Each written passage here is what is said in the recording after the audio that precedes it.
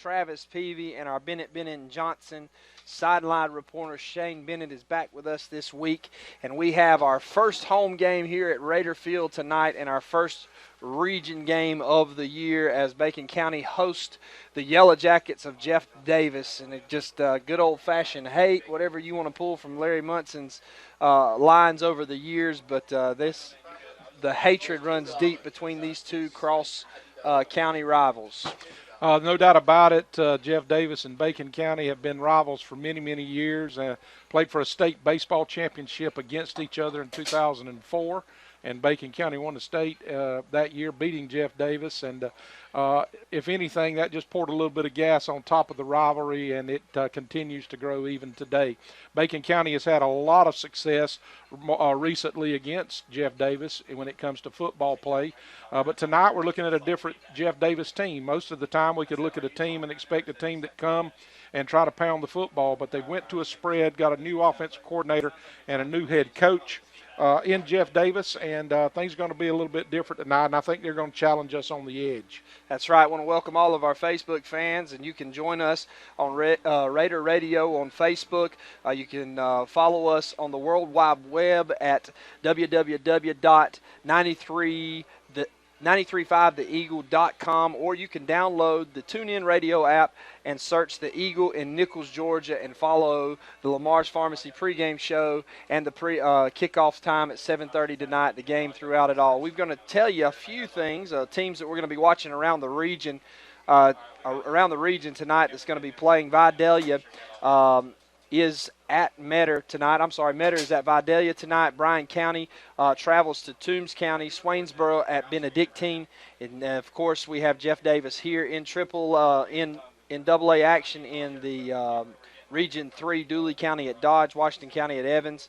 And in AAA action from around the area, Appling County travels to Wayne County. Pierce County, coming off of a big loss last week, travels to Brooks County. That's going to be a good old slobber knocker down there. Tattnall County at Bradwell Institute, Long County at New Hampstead. We'll be watching these games from around the region as well, bringing you live action here of your Red Raiders. And the fans are starting to pile in here. We encourage you. It's not too late to get to the game. This is our first opening home game. We need to be hyped, however you want to say it. We need to be crunk.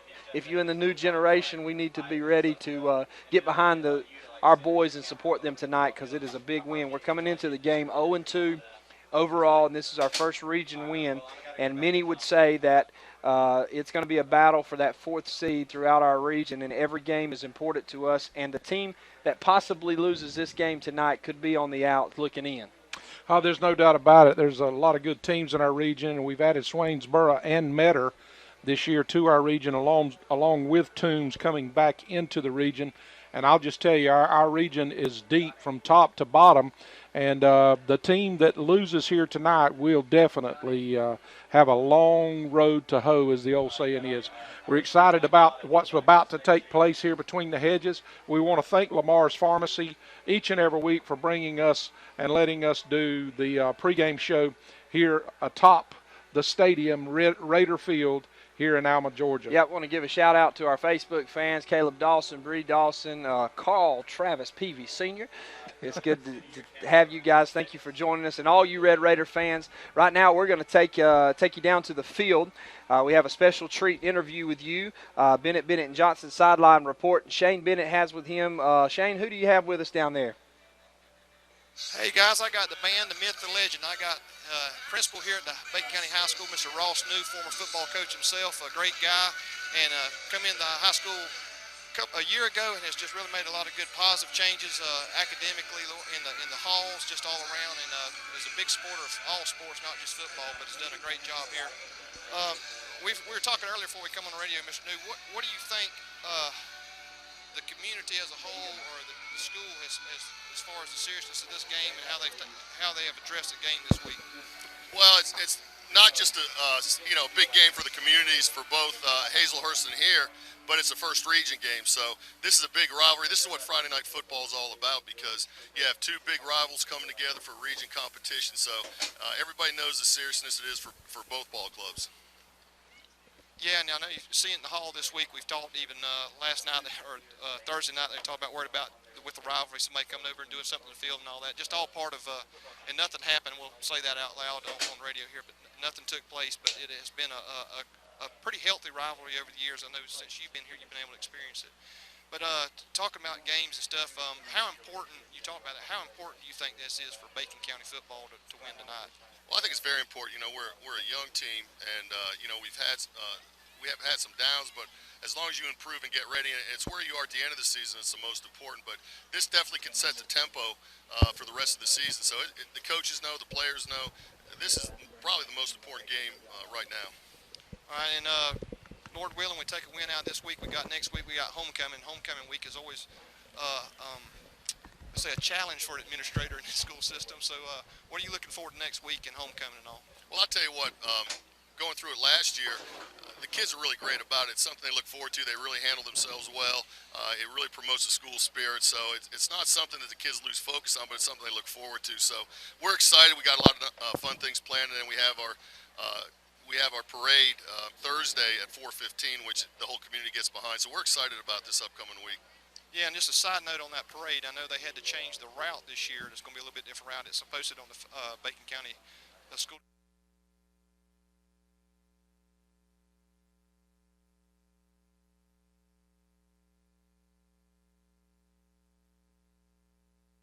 Support the kids, and this is what the community does a great job of, is supporting their children in the county, and all the schools do it. It's just not the high school. So this is an exciting time, and an exciting time of the year. So we're looking forward to next week. Okay. Well, appreciate it, Mr. New. Thank you for your time. And, guys, we'll hit it back up to you. Thanks a lot. It was a great interview with Coach Ross New. We still call him Coach, even though he's not coaching anymore. You can just look at him and tell he's an old football coach. It's great to have you with us tonight. We're going to now go to our Lamar's Pharmacy pregame coaches show.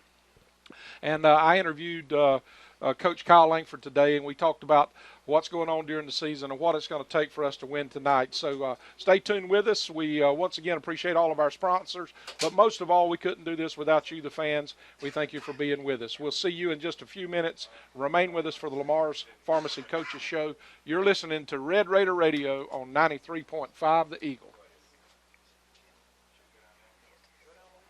Hey, guys.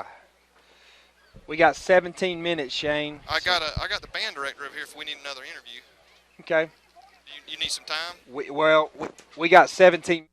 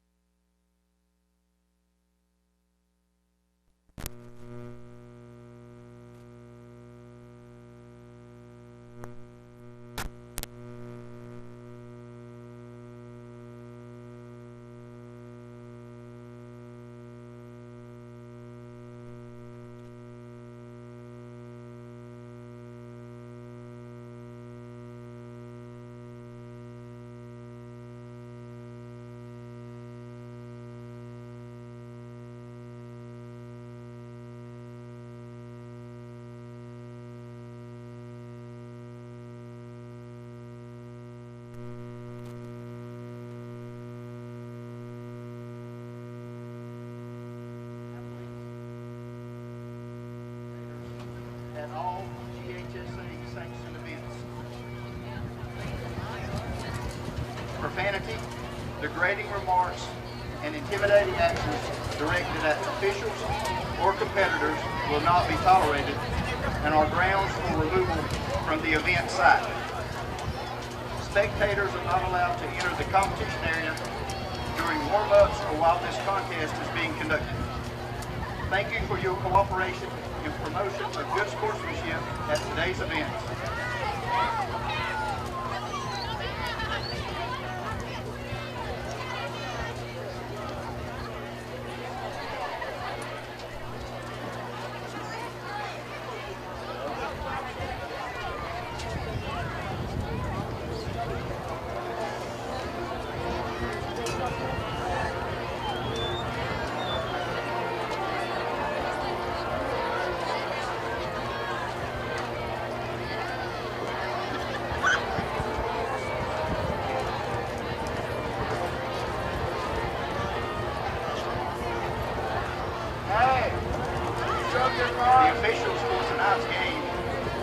Grove League Association.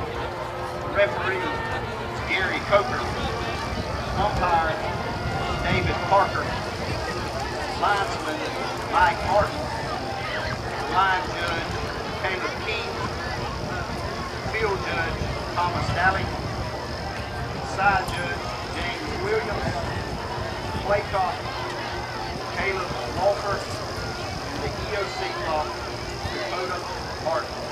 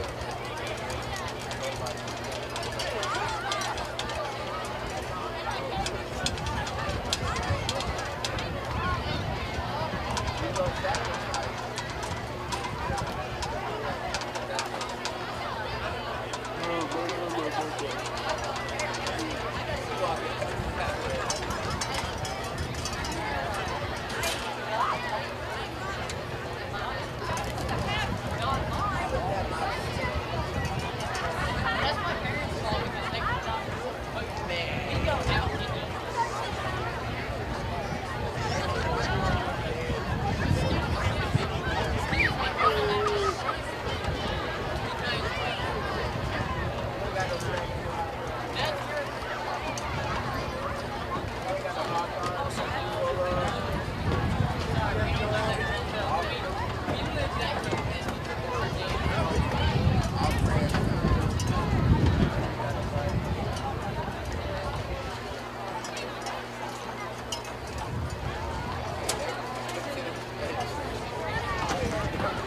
and gentlemen, if I could have your attention, if you would stand to your feet. Our pre-game prayer will be prayed by Associate Pastor from New Vision Church, Big Peacock. Then remain standing for a national anthem that would be performed by the Raider Regiment.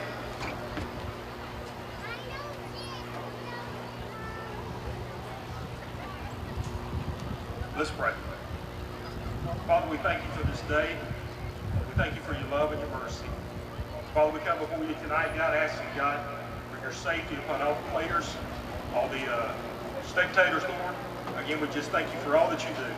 We ask for your grace, your mercy, your divine touch on our community. Help those families that have lost loved ones as we honor, Father, this day, God. We thank you in the precious, powerful name of Jesus, we pray. Amen.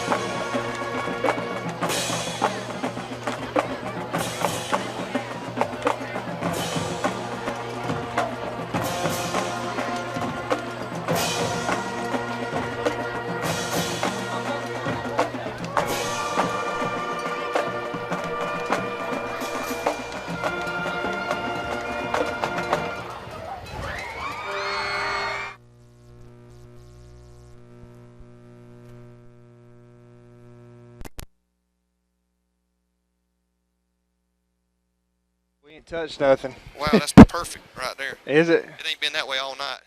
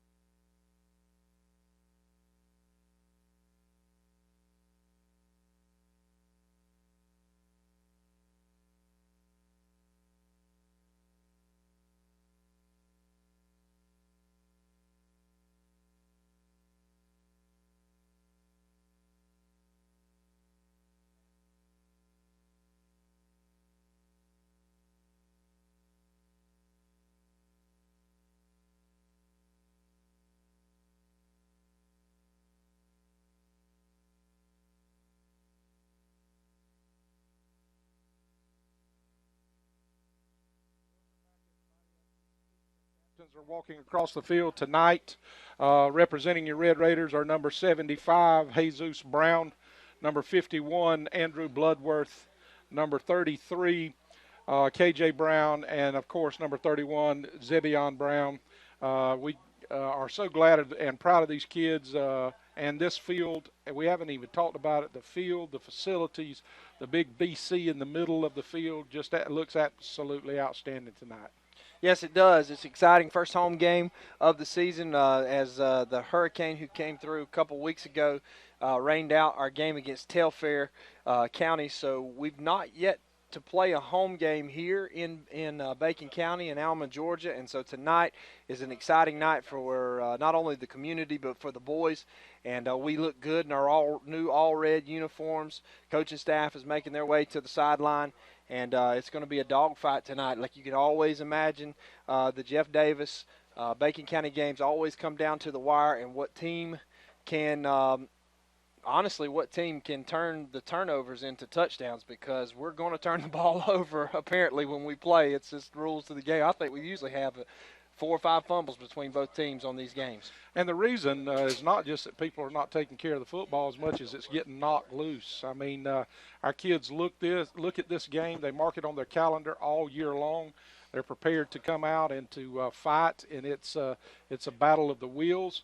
And sometimes we've seen where one team would maybe be considered to be a lot better than the other team, but at the end of the game, it comes down to the last play or the last few seconds of a game to decide it. So you can throw the records out the window, you can throw all the opinions out the window tonight, because this rivalry and this game is going to be settled between the lines. That's right. We're about a minute 15 left before opening kickoff tonight here for the first region game, first home game for our Red Raiders tonight. Both teams are getting lined up behind their banners, getting ready to run out onto the field. The 12th man looks good. We still have some empty seats. We need to fill them up out there. Some games from around the area that we're going to watch as we're getting ready for kickoff.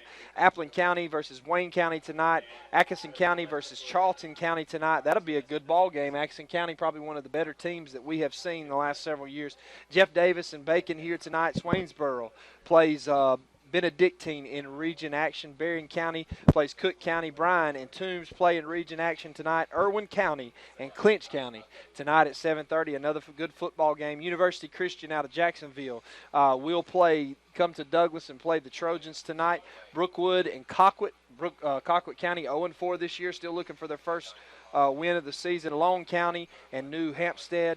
Newton plays Lowndes County. Metter traveled down to Vidalia. We'll play them in region action tonight. Pierce County and Brooks County in region action. Telfair, Turner County, Valdosta, Thomas County Central will be a big game tonight. Ware County plays and travels to Northside to play Northside of Warner Robins tonight. That'll be a huge game.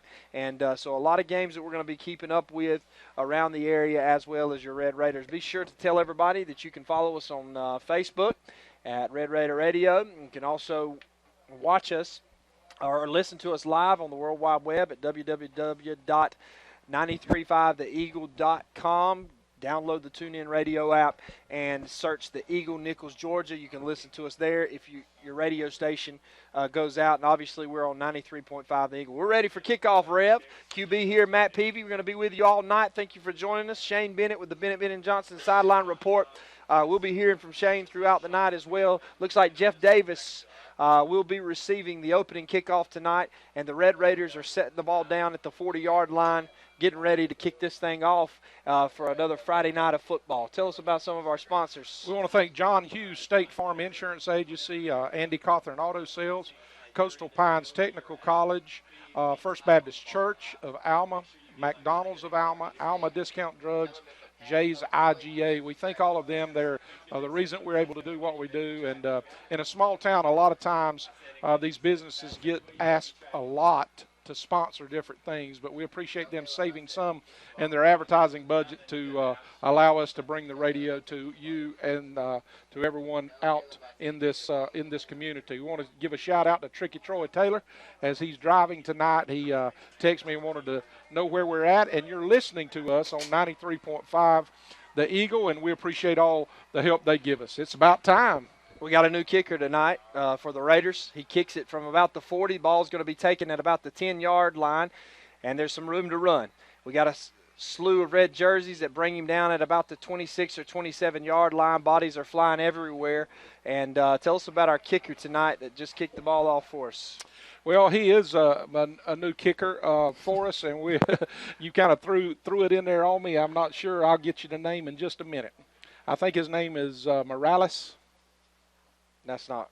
That's is that not his right. last name? No. Number 40. Number 40. Okay. Nope, that's number not 40. him. No, that's not him We'll either. get it to you. Yeah. Sorry, young man. We're doing a terrible job. Way to start the radio station, Rev. Good job.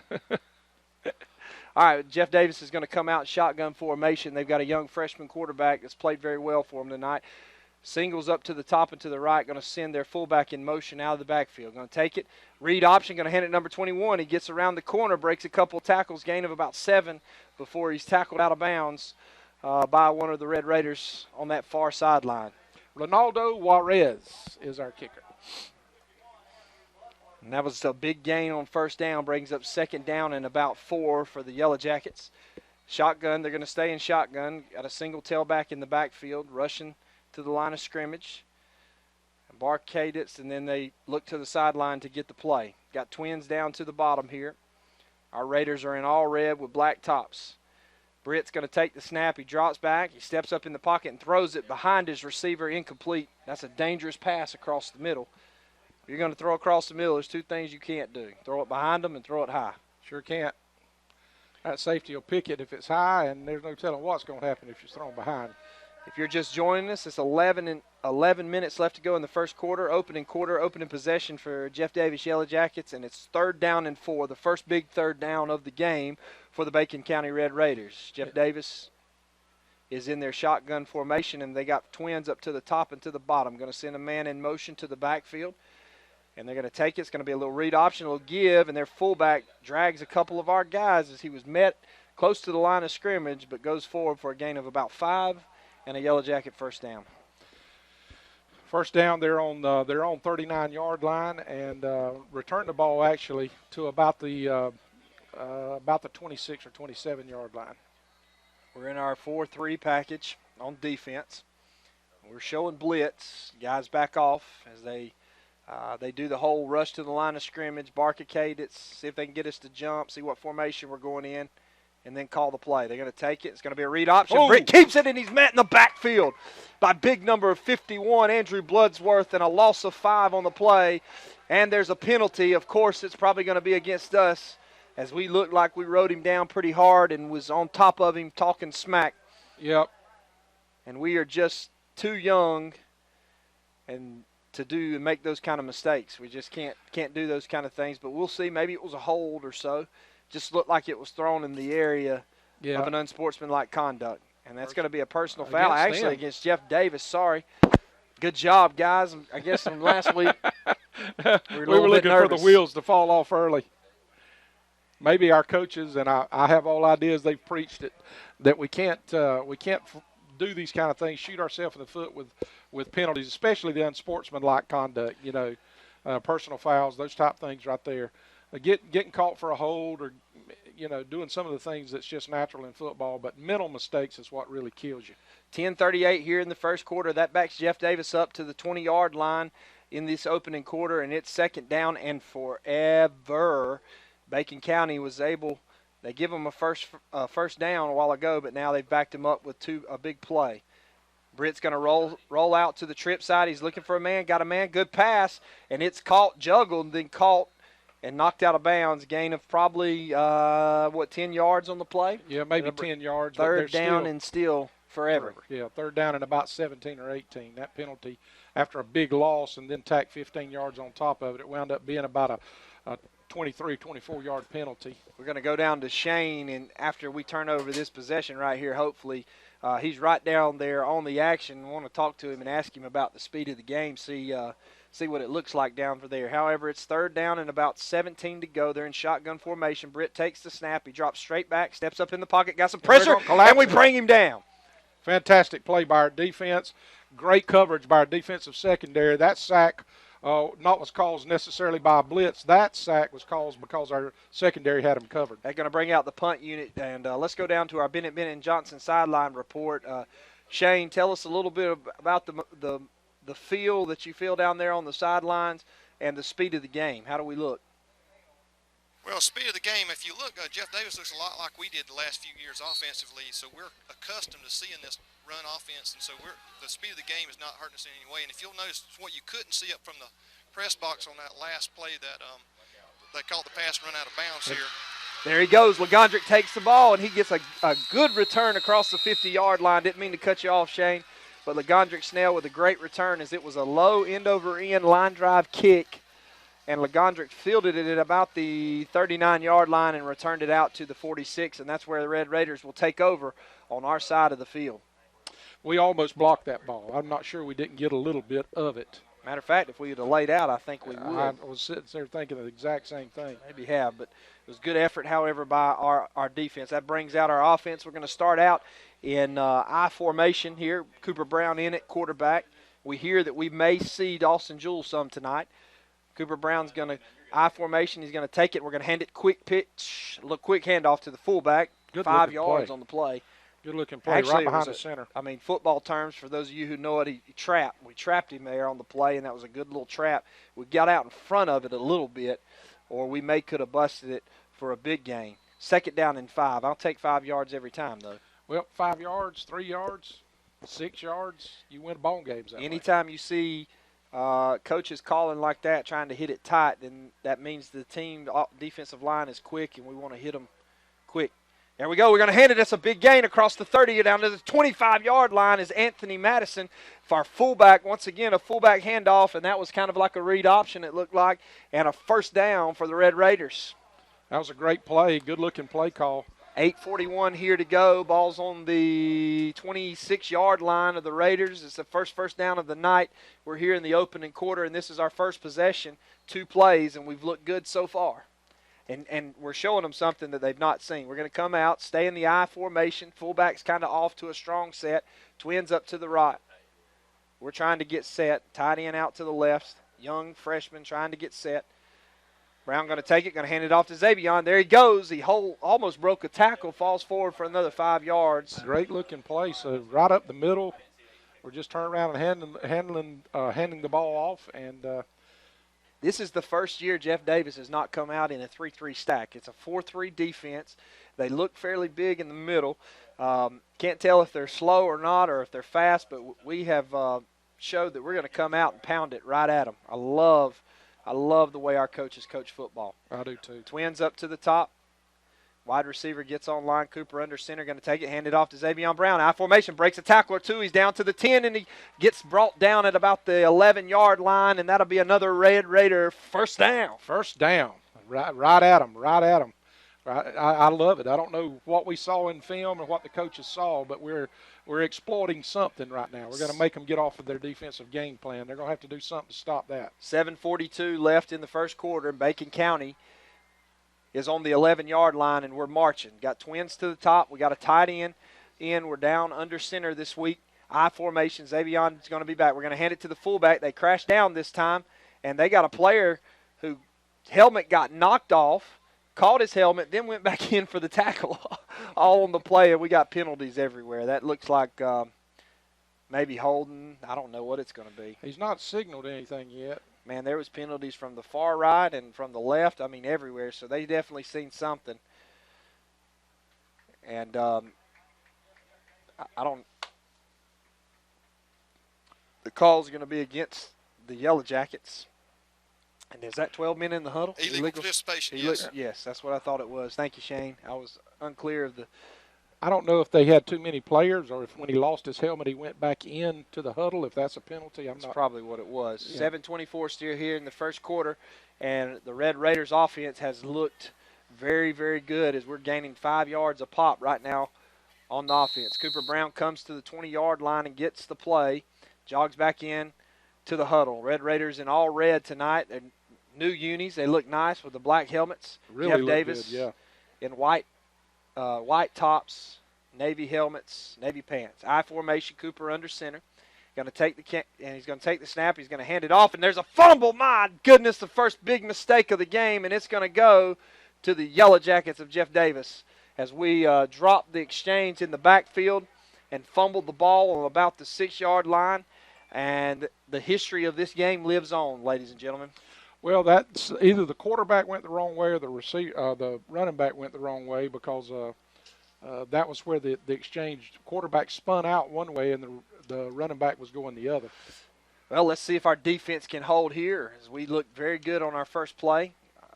We had two sacks on the opening drive of the Yellow Jackets, but they're going to take the ball and they're on the 5-yard line. Let's see if Coach Yates dials up some defense here. That was just an unfortunate play, once again, that comes from playing a lot of young folks. Youth. 7:02 here in the first quarter. The first big turnover goes to Bacon County. They're going to come out, twins to the top and to the bottom. Got a new quarterback, number 21. He gets to the outside, and that guy's fast. He cuts back up inside. Gain of about 11 or 12 on the play, and he's finally brought down. Coach Langford talked in his opening in the opening pregame show about them switching out 3 different quarterbacks. Britt comes back into the game, and he's kind of the thrower, the game manager. Well, what I saw there is something that we teach early, even in midget football, is you don't lose contain on the edge, and we crashed the edge and had nobody when he spun out, kind of a bootleg type play. There was nobody out wide. At least we teach it to our team. I don't know how many other teams do.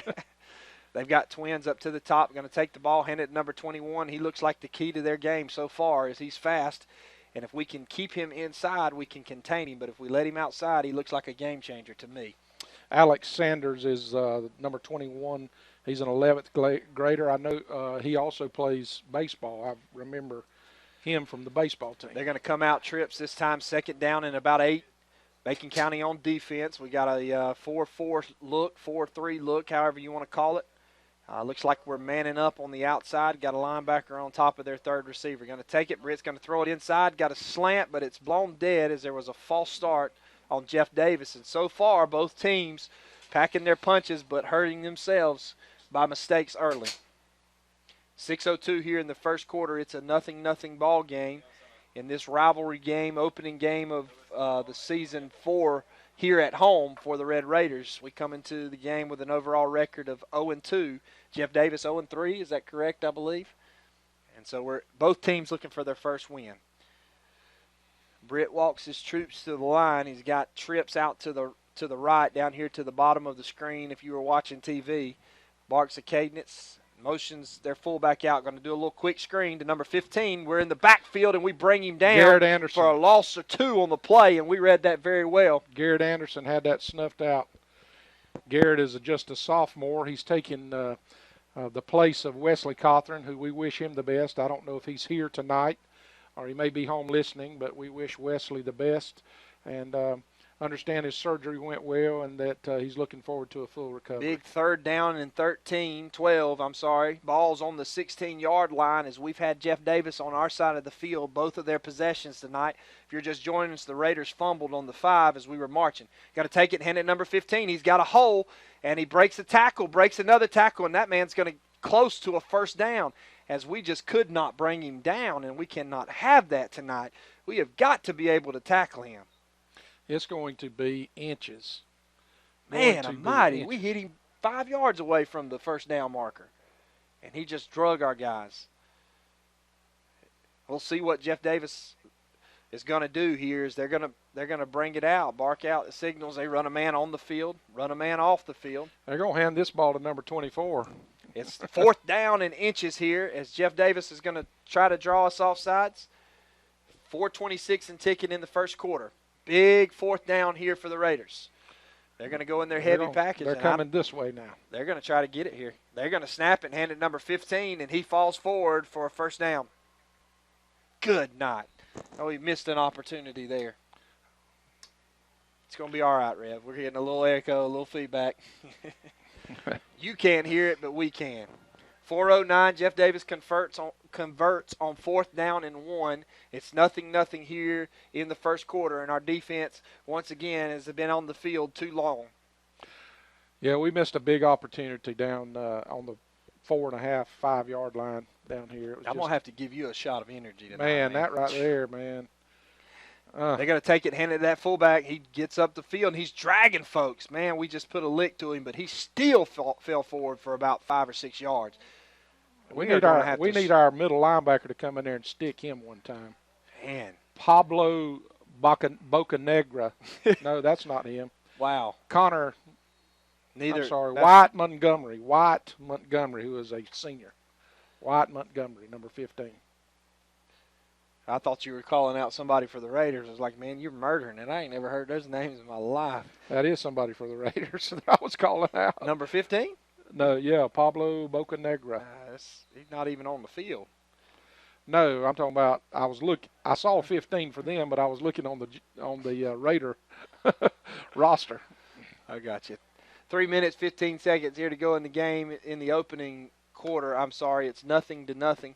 2nd down and 4, but there was a false start, going to back them up, and they keep continuing to shoot themselves in the foot. Man, it was, 3rd down and 12 a while ago, and we let a guy drag us for 5 yards, and so let's see if the Raiders can hold. We need to get a little gumption about ourselves. We need to get a little mad, a little angry, pack a punch. It's about time for Trey Stewart to come downhill and hit somebody. Yeah, we need to turn one of them around right now. Once again, we're coached very, very well. We are in position. We've just got to make plays. They're going to send a man in motion to make it twins to the top and to the bottom. Britt drops back. He's looking across the field. He's got a man across the middle, number 21. He beats us. He bounces outside. He's across the 50, and he's down the sideline to a foot race. Cutting back. He's shifty. Ball's going to be spotted at about the 30-yard line. 1st down, Jeff Davis. And, boy, they've turned field position over quick. They just turned it over, and we had 2 guys in the area. He caught the ball. This is something that Jeff Davis has not had over the years, is they actually have some speed on the outside this year. And that's number 21. He's shifty, and he's tough. And you give a guy 9 seconds, I don't care if he's a freshman or not. They're going to take it, and Britt's going to pull it. And, man, we had him in the backfield, and we still got him for a loss on the play. And they're going to get them for a block in the back, looks like. Yeah. A block in the back for Jeff Davis. That's going to back them up again. But I tell you, so far, those 2nd down and long, 3rd down and long situations have been killer for us. That's right. They've killed us. We step back, they spread us out wide, then they just hit us right up the middle, and we're not making tackles. That time number 21 was matched up with our fastest guy, number 7, and he just outran him across the middle. He's quick, though. Yeah. Difference in quickness and speed sometimes. Shotgun formation for Jeff Davis. Going to bring him across in motion. Going to hand it on a jet sweep pretty much. And we're there. And finally we get a hit from Xavion Brown. Leave it to a senior. And that's they have got to play. That's how you hit. Finally we get a hit for the Raiders. So it's under almost 2 minutes left to go here in the 1st quarter. 2nd down and 20. Ball is on about the 38-yard line. 38-yard line. Bacon County's 38-yard line. 2nd down and 17. Britt's going to drop back, and Oh, they're going to screen screen pass. it. Oh, Great what play. a great – that's it. That was Great a great play by KJ. KJ. Yeah, KJ Castile. I'm sorry for interrupting. Oh, I asked you to QB. talk more. I appreciate it. That was a big-time play. If only he could have intercepted it. 1:52 left to go. Incomplete pass. 3rd down and 17. This has been a killer. They just tried to set up a screen pass, and they actually had it. They had it, and KJ Castile jumped up and batted it down and saved a touchdown for the Raiders. They're getting our over-the-top help out of the middle of the field. I'm looking for something coming across the middle here. If our Britt. linebacker drop, here he goes. They're going to look. They're going to throw him and Great almost play. picked off. As he come in a little bit early, but no call on the play, and that was a huge play by Ayrton. Was that Ayrton or number 6? I don't know if Ayrton's number 6 or number 9. We don't have a number 6 listed on our. He's not listed on the roster. We just had a man next door to try to find out our name. 1:47 left to go here in the quarter, and that's going to bring out a field goal attempt. Man, this ball, he's going to kick the ball from the 44-yard line. We've seen him in warm-ups. He's got a leg on him. This is going to be a 54-yard kick. Who's I don't their know kicker? Tell us their kicker's name. What number is he? I think it's Gonzalez. Ariad Gonzalez. We got a man deep, and he kicks the ball end That's over end, and way it's off. way off. He had the leg, though. He Yeah. might have made it, but big stop for the Raiders there, and that's hopefully that'll get momentum going. If you're just joining us here, 1:42 left in the first quarter. We've had the ball one time on offense. They've had it twice. They were able to change field positions after we fumbled the ball on the 5-yard line, and let's see what we can do now on offense as well. Surely that's not a spot. They're not going to – I think they carry it back to the 20, don't they? I'm not In sure. high Let's school, go I think down they would do to that. Bennett Johnson sideline report. Shane, tell us what's going on down there. He's getting his microphone ready.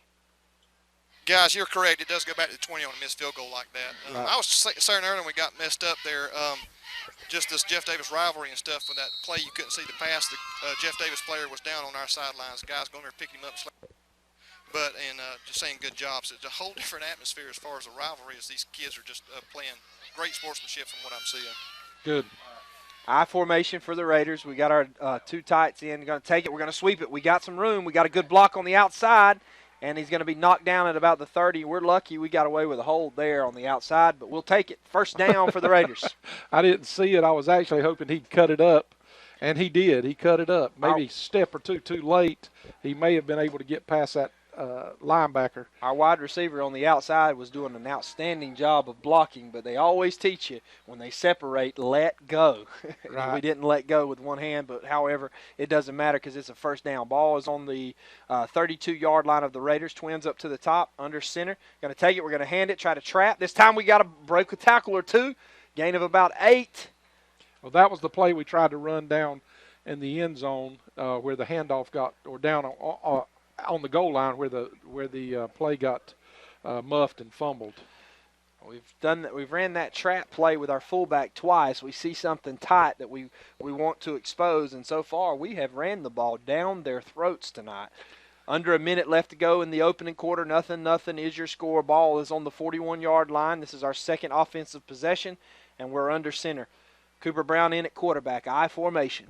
Cooper takes the snap. Going to hand it to the fullback, and that looked like a read option, and we didn't read it, and they met us in the backfield. They're going to give forward progress to us. It's still going to be 3rd and 1. No gain and 3rd and 1 on the play. Boy, if he They pulled that actually ball, dropped we would us have back ran a for half a days. yard. Yeah. We would have ran for days. I formation, big 3rd down here for the Raiders. And let's see if we can catch their defense sleeping here. I would try that read option This again, and looks this time keep it. They don't think our sophomore's going to keep it. Read it.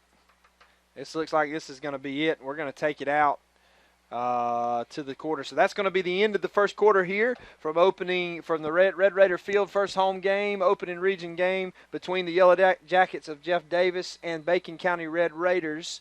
At the end of the first quarter, it is 0-0. We are going to take a quick break, and we'll be back with the second quarter. You're listening to 93.5 The Eagle.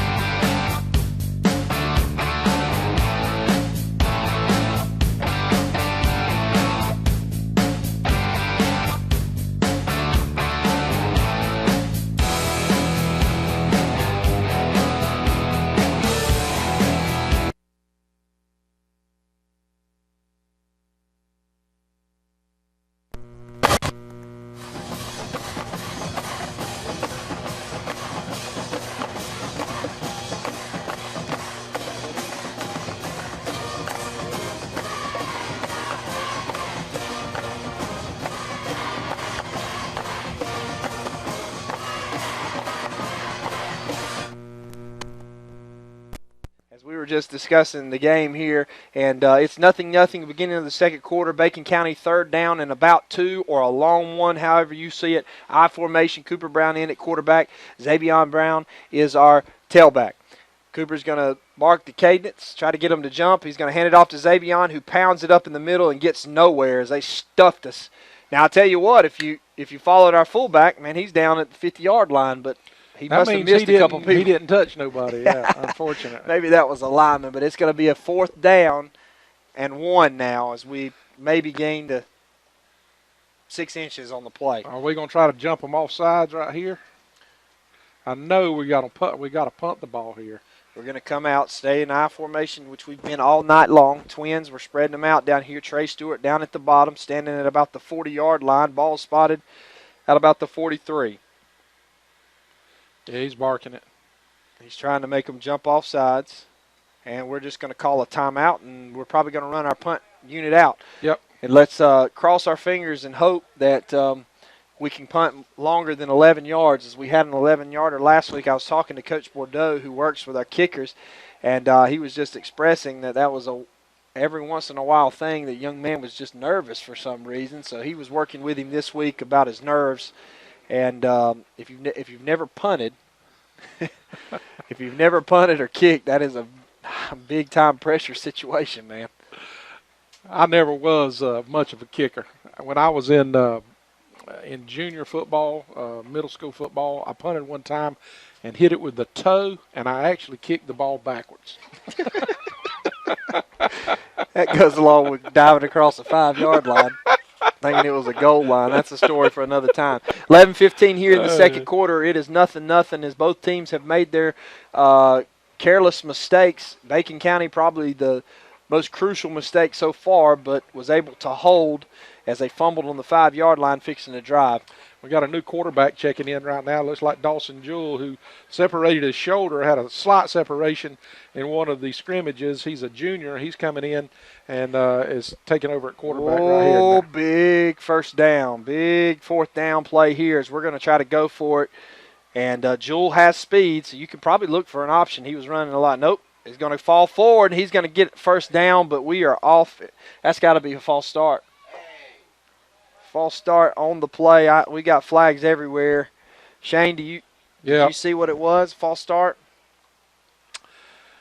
Yes, it was a false start. We're going to have to punt now. Goodness gracious. And we had it, the folks. First down, yeah. We had it, folks. Young team makes young mistakes, but we're going to punt this ball now. It's going to back us up to about the 38-yard line, and we'll try to kick it. Let's just cross the field, end over end, and hopefully back them up a little bit.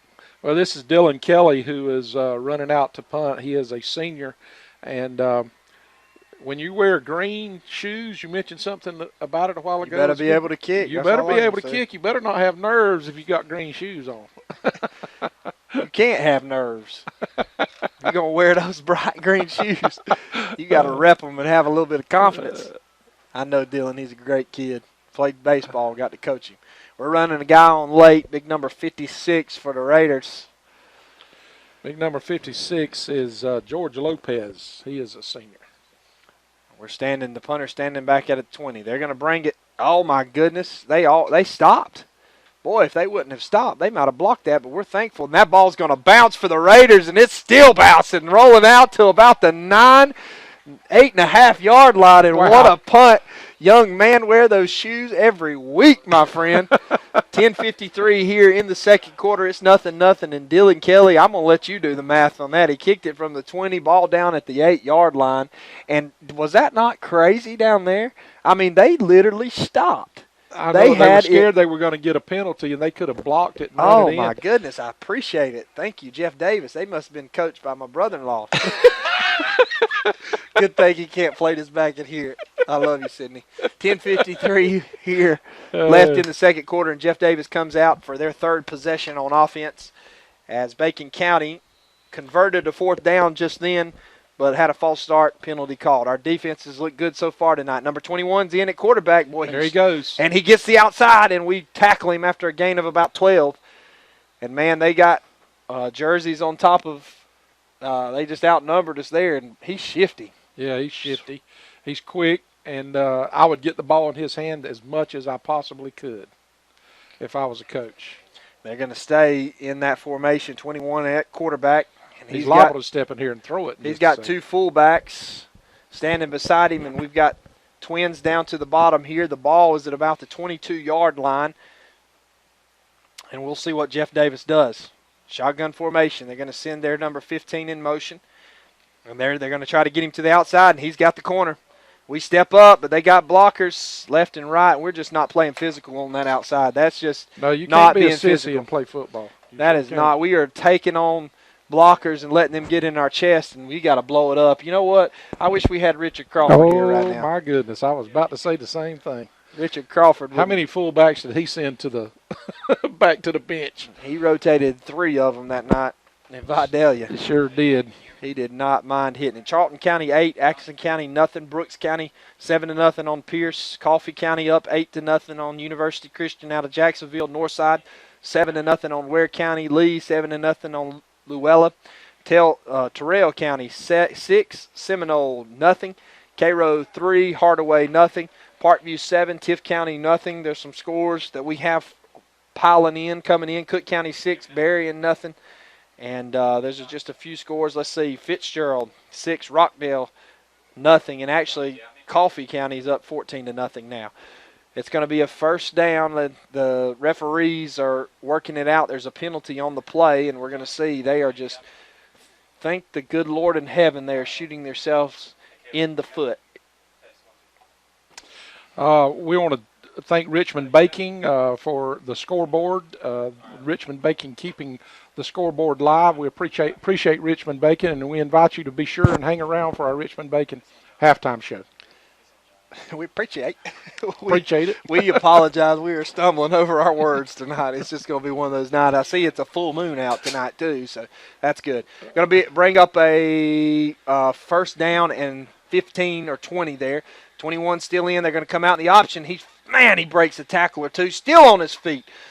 And he shoves one of our guys down, and I don't know if that's going to be on us or on him because he shoved one of our guys down. If you've seen been on Facebook this week, the little 8-year-old rugby player from Australia, that's what he just looked like to one of our cornerbacks. He just literally pushed him down to the ground. And we're going to wait for the call here by the white hat. He's coming to our side, looking up at the booth. Personal foul on us, as we must have hit him late out of bounds, and there's another mistake for the Raiders. Number 33 on our side. Goodness gracious. He knows better, Shane. He knows better. K.J. Brown knows better. Big-time penalty. That's going to mark them off and going to give them a first down, obviously, and ball's going to be put at about the, 36, 37-yard line for Jeff Davis. 10-13 here. That first quarter flew by, but this one's taking forever. It's been ugly so far in the second quarter. It's 0-0, and they're sticking with number 21 at quarterback, and so far we've not had an answer. We've not had an answer for him at all. He's running at will, and we're just, for some reason, we're not turning him back inside, and here we go. Ooh, we met him. Garrett Anderson met their fullback as it was a handoff by number 21 underneath. I think he handed off simply because he's exhausted. He's ran 100 yards and been backed up every time. They're going to speed to the line, try to rush this thing. Strips out to the left, and eventually there they go. They're going to snap it this time, and we got him in the backfield, and he's brought down for a loss on the play. Who was that for the Red Raiders? Big-time play.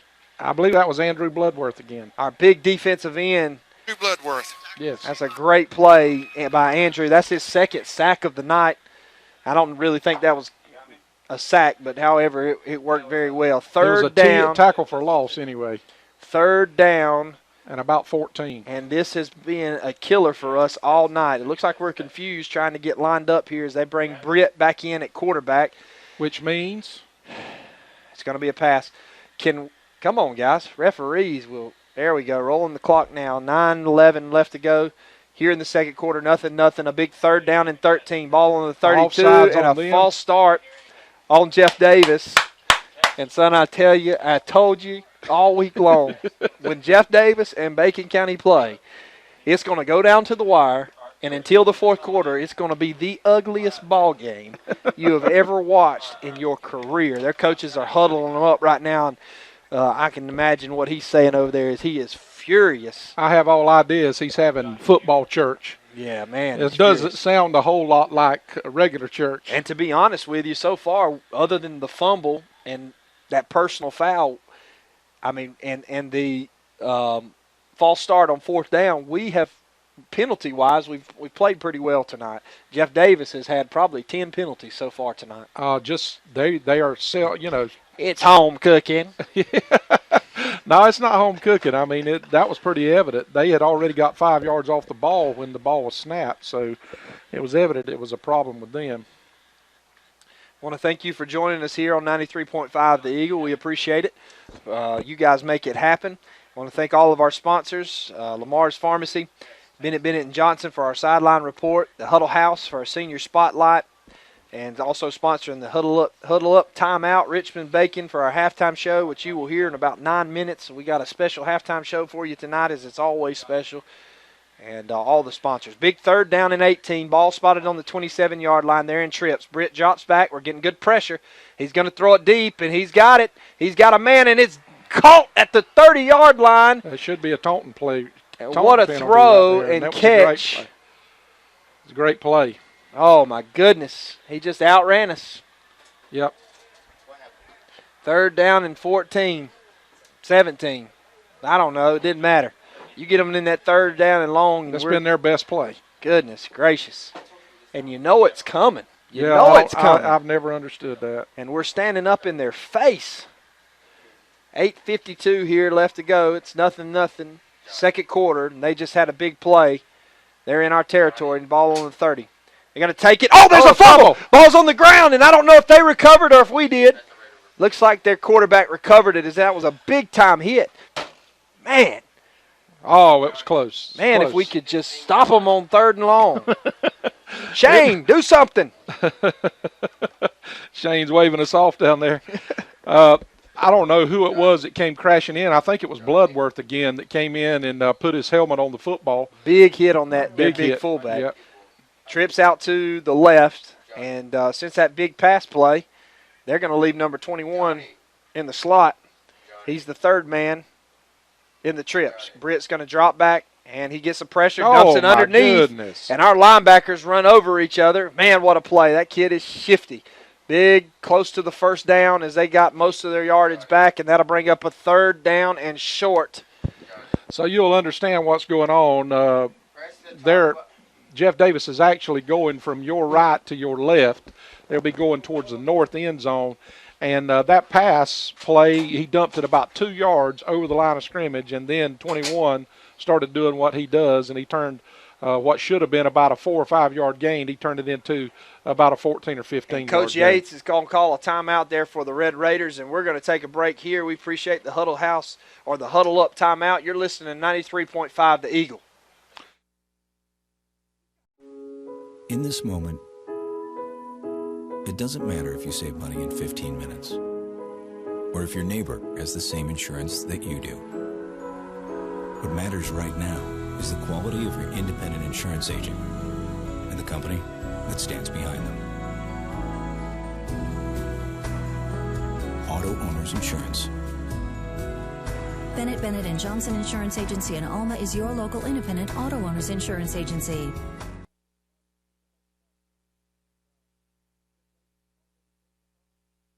Like the quarterback was saying, the problem here is we're just not being physical enough.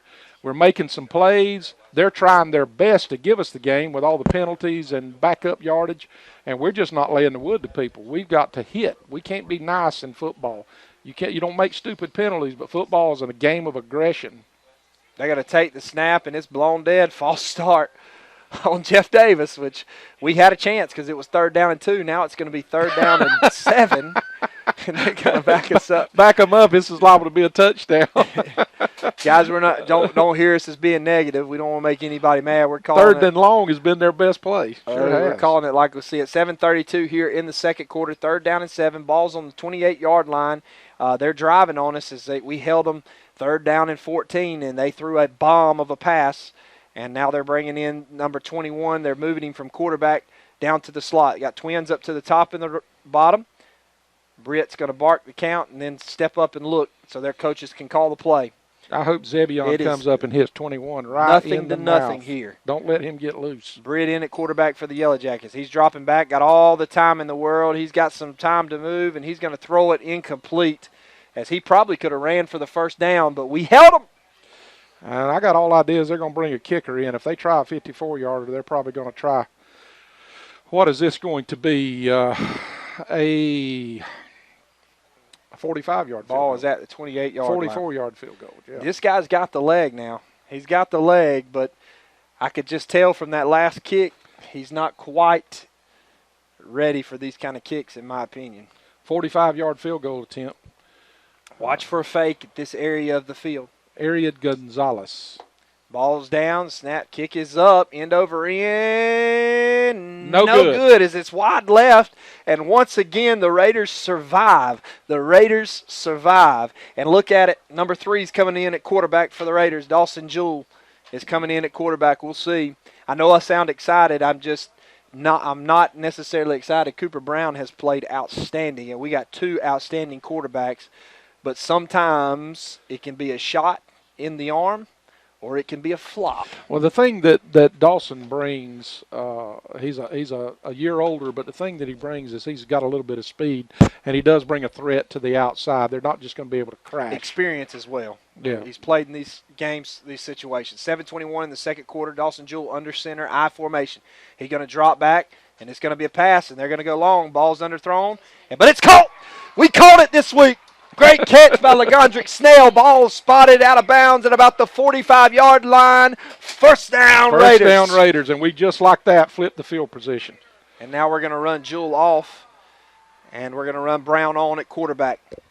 We brought him in for a first down, a big first down throw. Great time, high percentage play. Go out there, let your playmaker make a play, and he did this time. Ball was thrown back shoulder, a little underthrown. But LaGondrick made a good play. Yep. But the ball was out there where he could make a play. I formation for the Raiders. Going to take it. We're going to hand it on a trap. Anthony Madison breaks a tackle or 2, but a gain of maybe 1 on the play as we ran into our trap guy. He got stood up that time. Yeah. That trap is they figured it out right now. You just can't get stood up. That's all there is to it. You got to stay low. 6:47 and ticking. Ball's on the 44-yard line in the second quarter. It is a nothing ball game as both teams have played sloppy at times. The Raiders have actually looked pretty good. We fumbled on the 5 in the first quarter during our opening possession and have not been down inside the 20 yet again. I formation, tight end to the right, fullback shifted offset.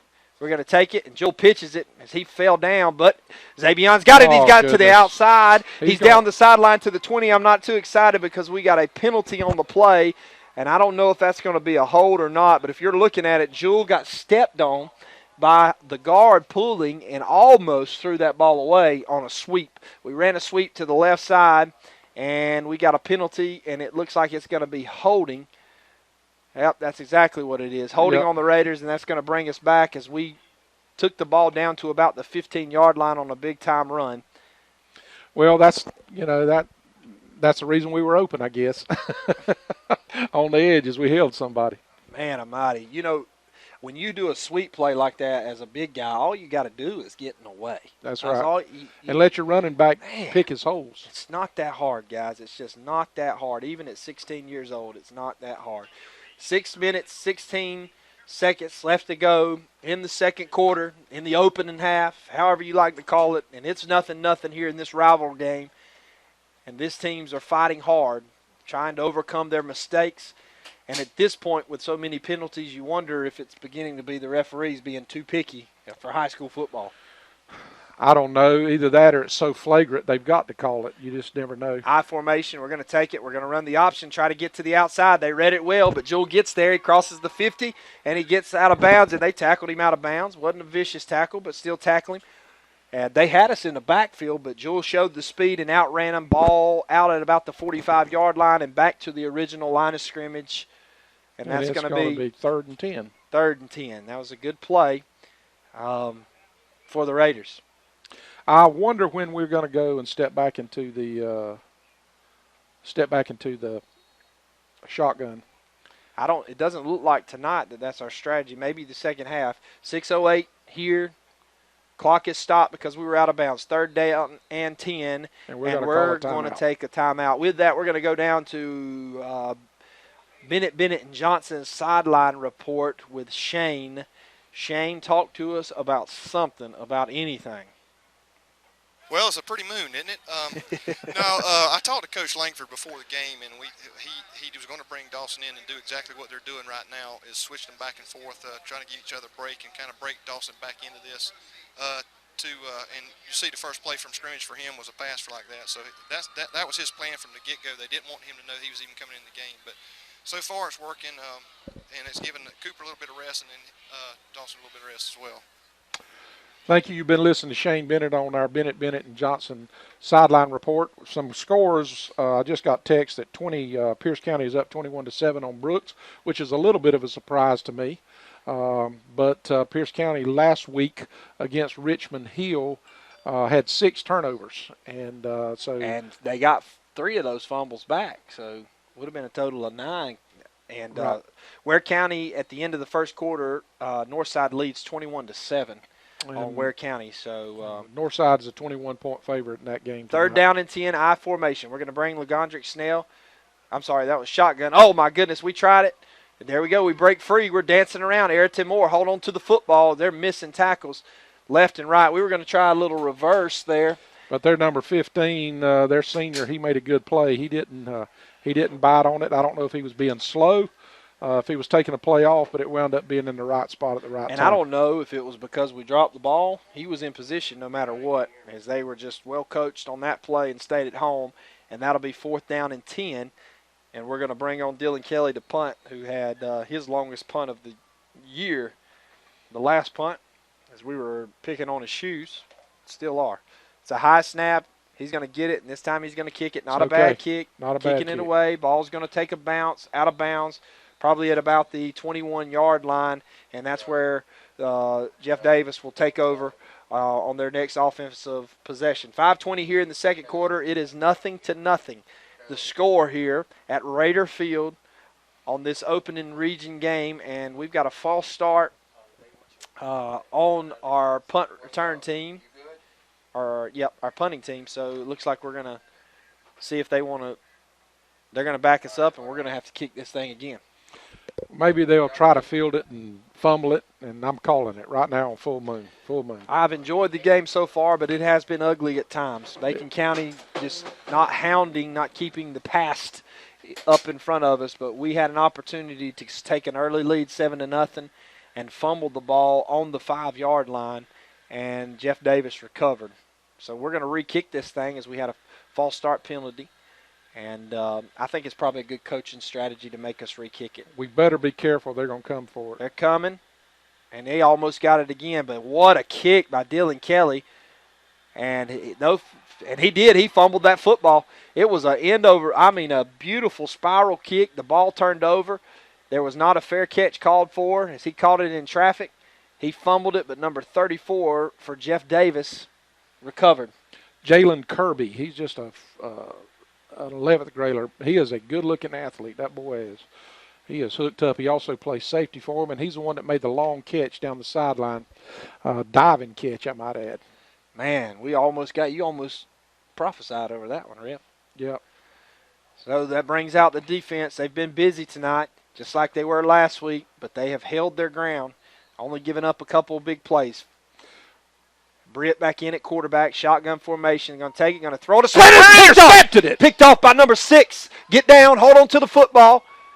And he's down on the play, and a big turnover as he stepped in front of it.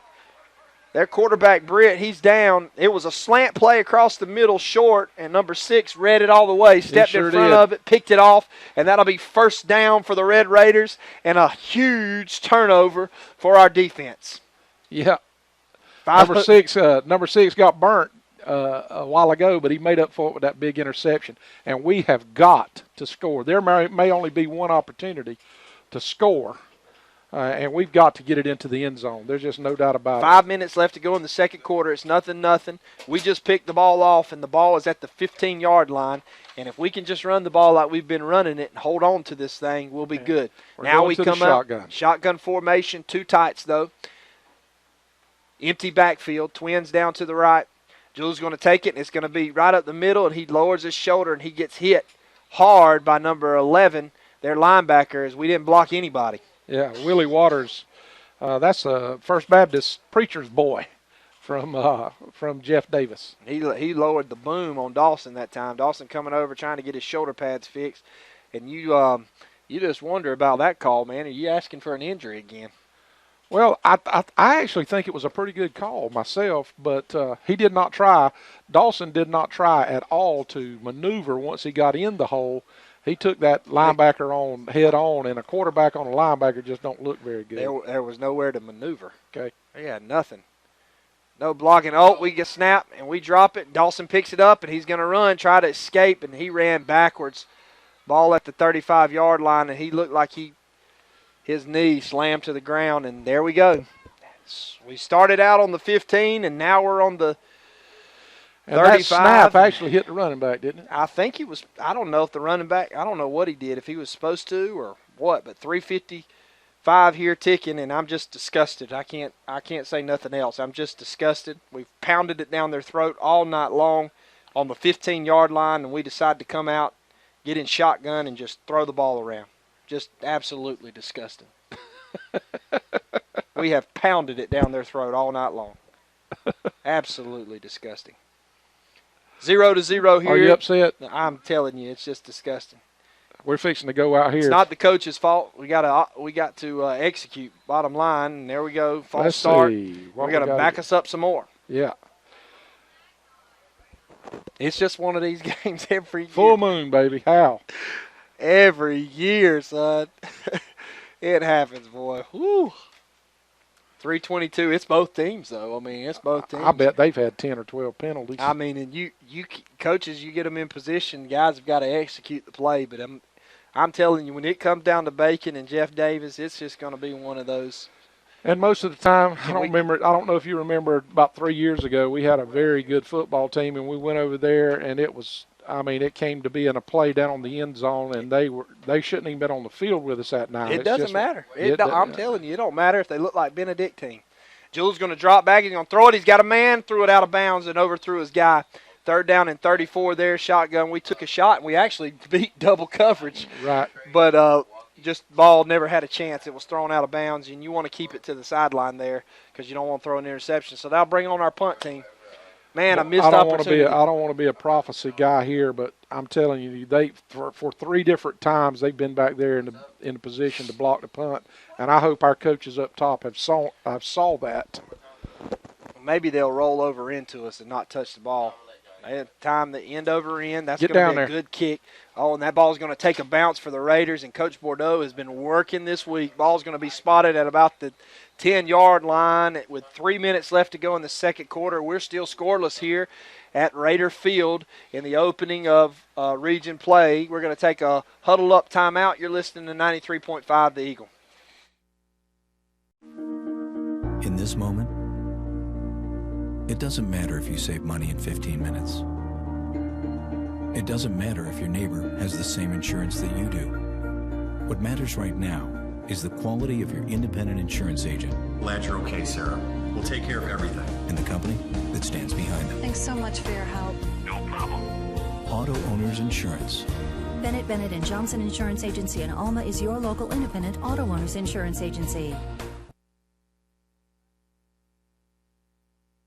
Going to take it, hand it number 21, and he's brought down for the Raiders. As they hand it underneath, they may be thinking, let's get this thing to Halftime. And clean some of this stuff up, challenge our guys face-to-face. Guys, that's a fresh back in there, number 33 for Jeff Davis. 21 is not on the field right now. That's why you are our eyes on the field. Maybe he's injured. No, I'm just kidding. We never hope that for anybody. He has been a great asset to Jeff Davis, and he's ran all over us tonight, right? Yeah, number 33 is just a ninth grader. He's the brother of number 34, Jalen Kurzby. They're going to hand it to him again, and they're just pounding it. We meet him in the hole, stand there lined up. He gains probably 3 or 4 yards, and it'll be third down and probably 5. If we can stop him here, we may have an opportunity to get a late score. You never know. Big third down, like the Rev said. It's going to be third down and probably a long 4, maybe 5 yards. They're in the shotgun formation. They've got a tight end in, 2 fullbacks in the backfield, fullback, tailback, Britt in at quarterback, solo receivers to the top and to the bottom. And they're now just they're going to letting the shift clock it run, yeah.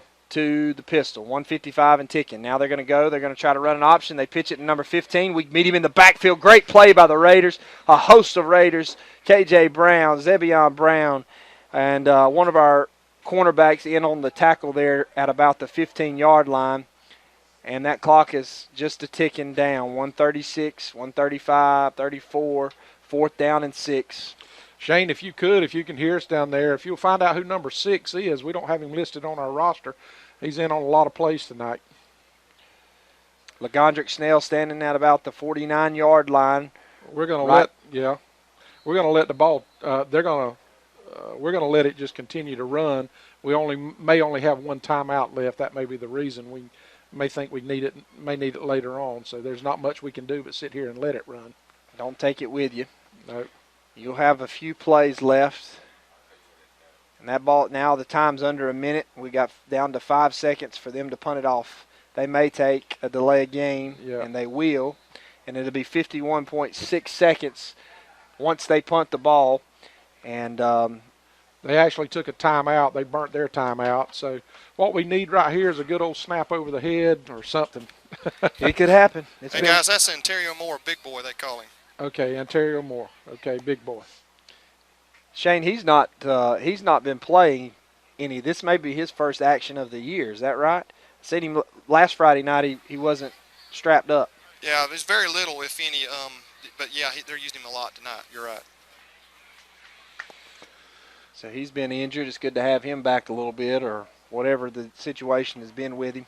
And the main thing we need right now, quarterback, is we need LaGondrick to field this ball clean, but, he broke it.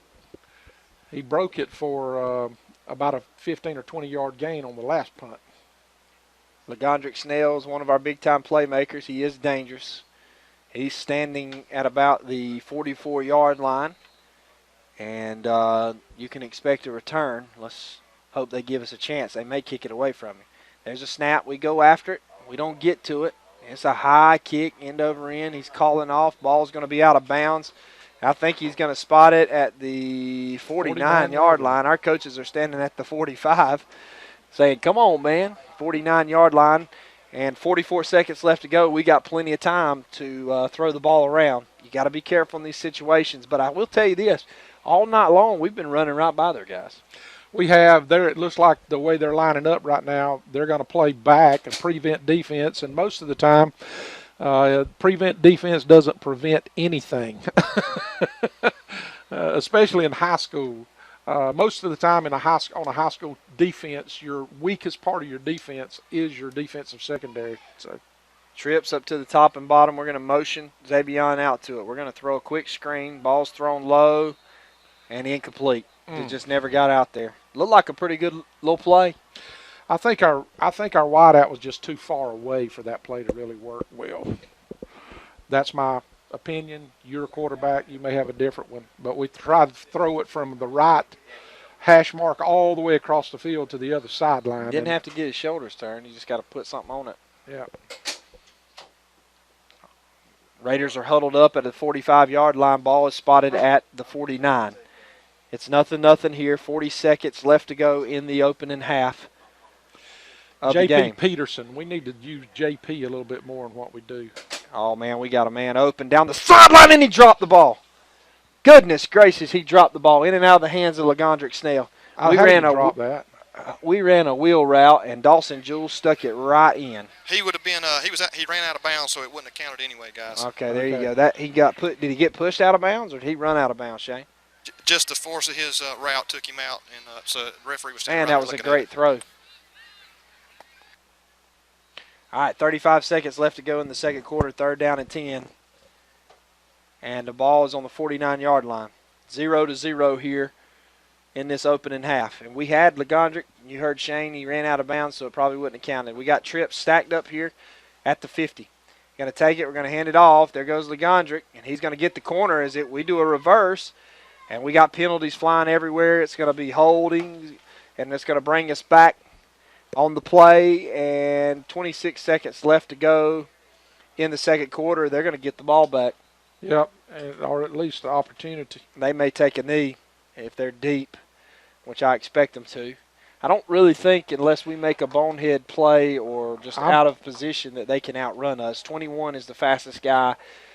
7's probably the fastest guy on the field in 21. He's just shifty up in the middle. But we've contained him all night long. We've not let him get in the end zone, and that's a victory for us. Jules going to run I'm telling Coach you, Langford. This big linesman, this big line judge across the field, he's a big guy. He has thrown flags all night long. Son, he has let everybody know that he is here tonight. It really makes you wonder because he's really the only guy that's throwing flags He is throwing flags. More in their favor than ours.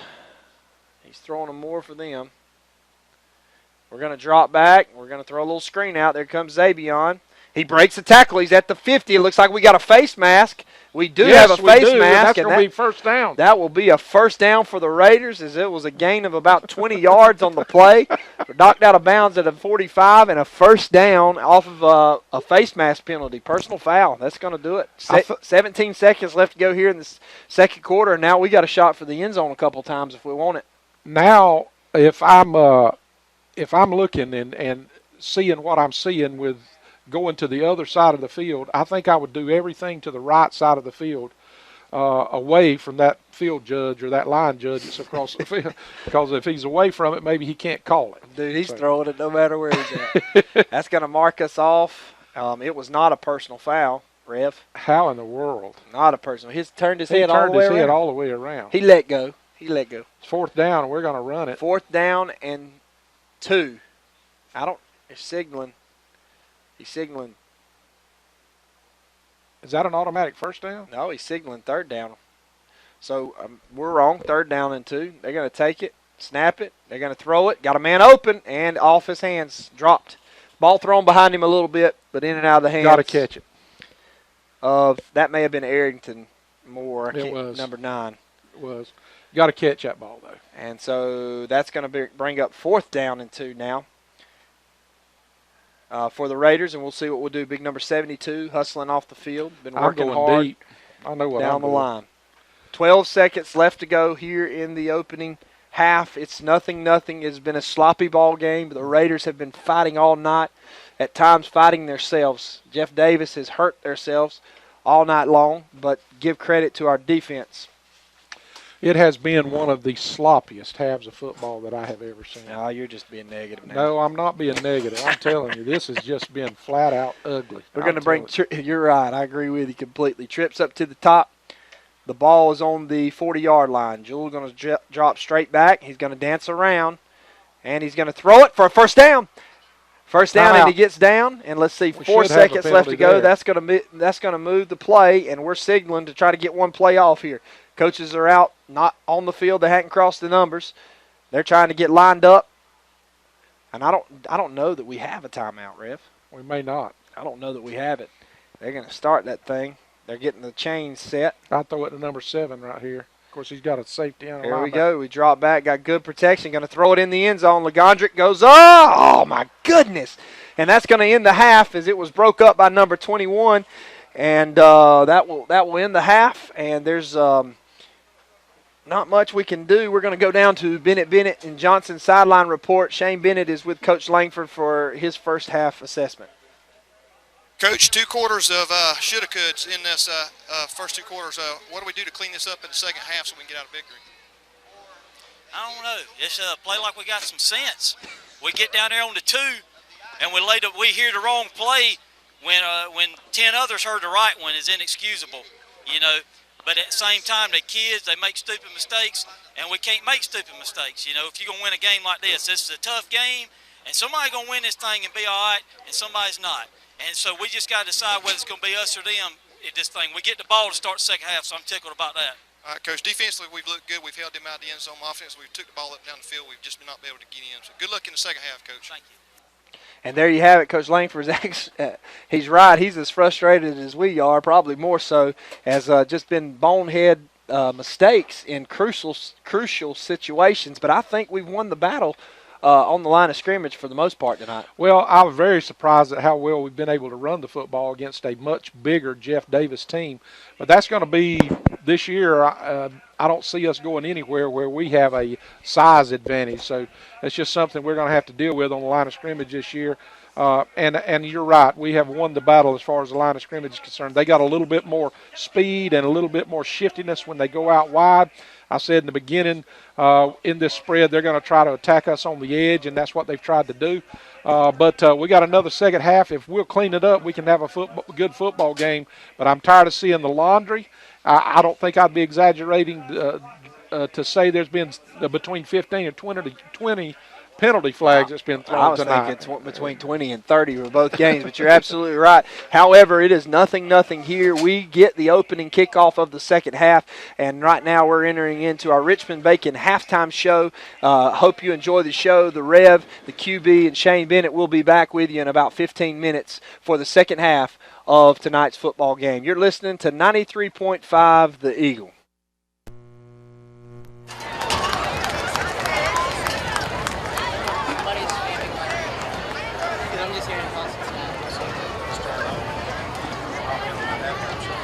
And now, without further ado, ladies and gentlemen, please welcome to the stage, Journey.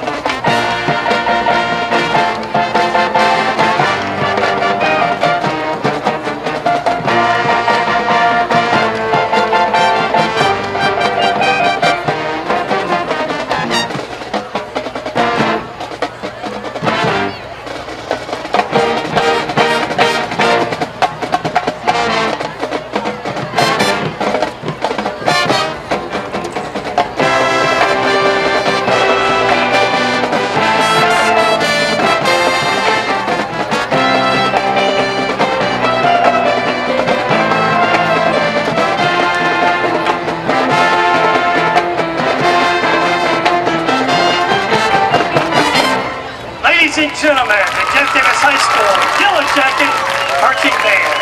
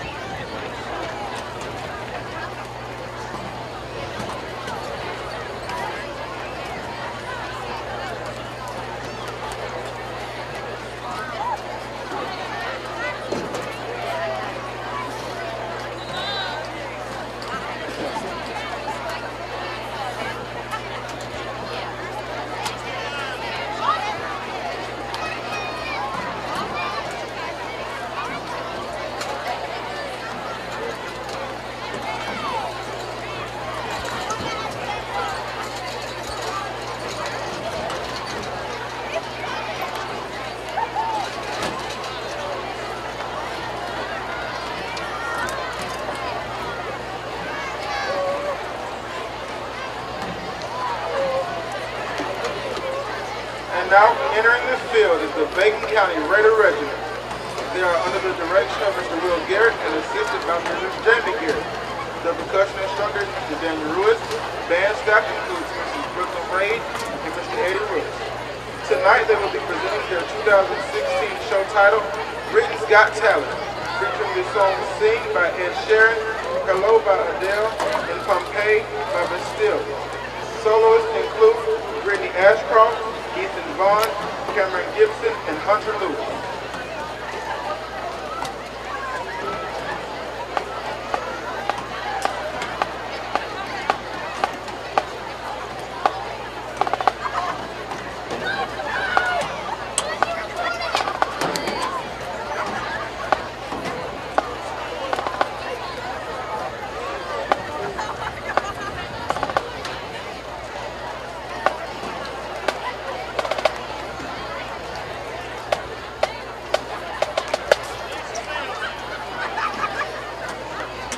Drum major, Peyton Carter, is your band ready?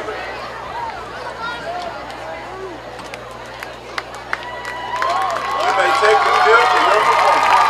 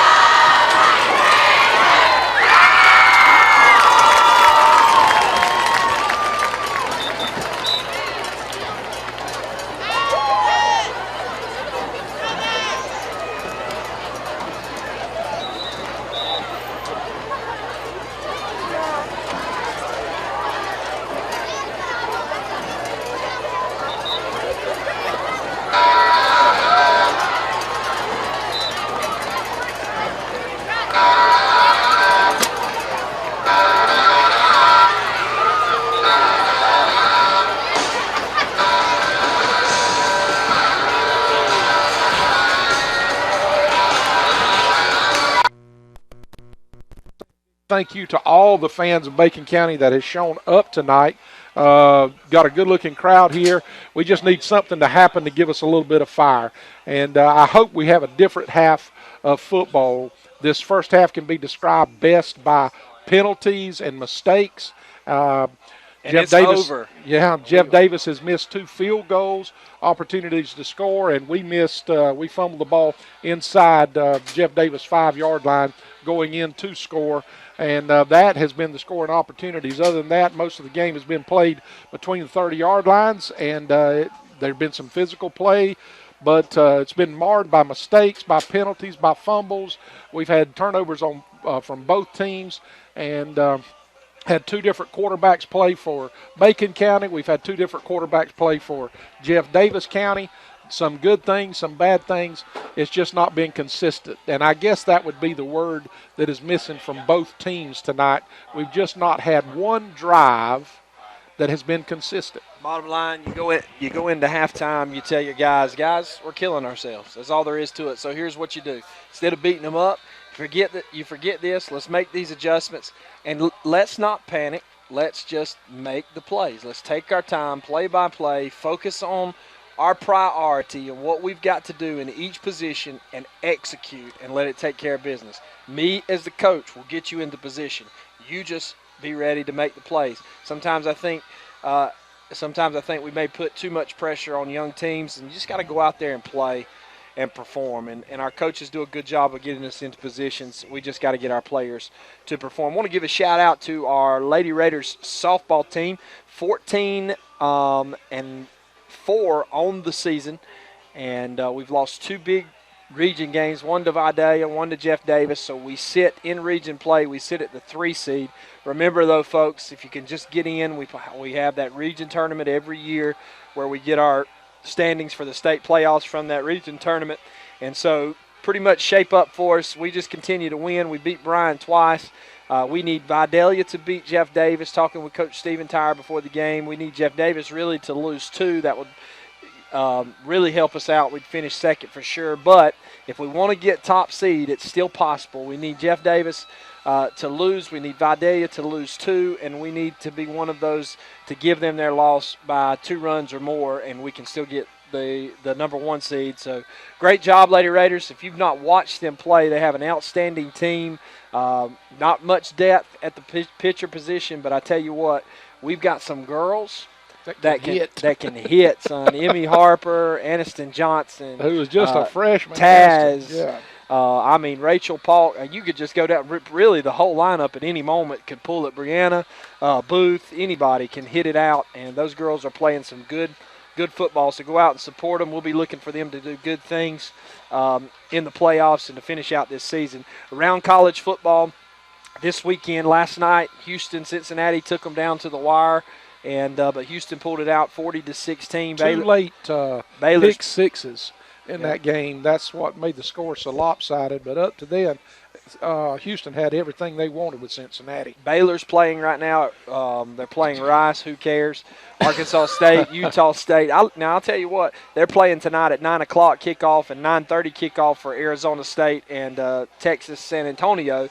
And but if you are a football fan, Utah State is a team to watch play. If you like to watch football, Arizona State also, they throw it around if you're an offensive guy to do that. Coming up Saturday, some of the big matchups for the weekend. Clemson at South Carolina.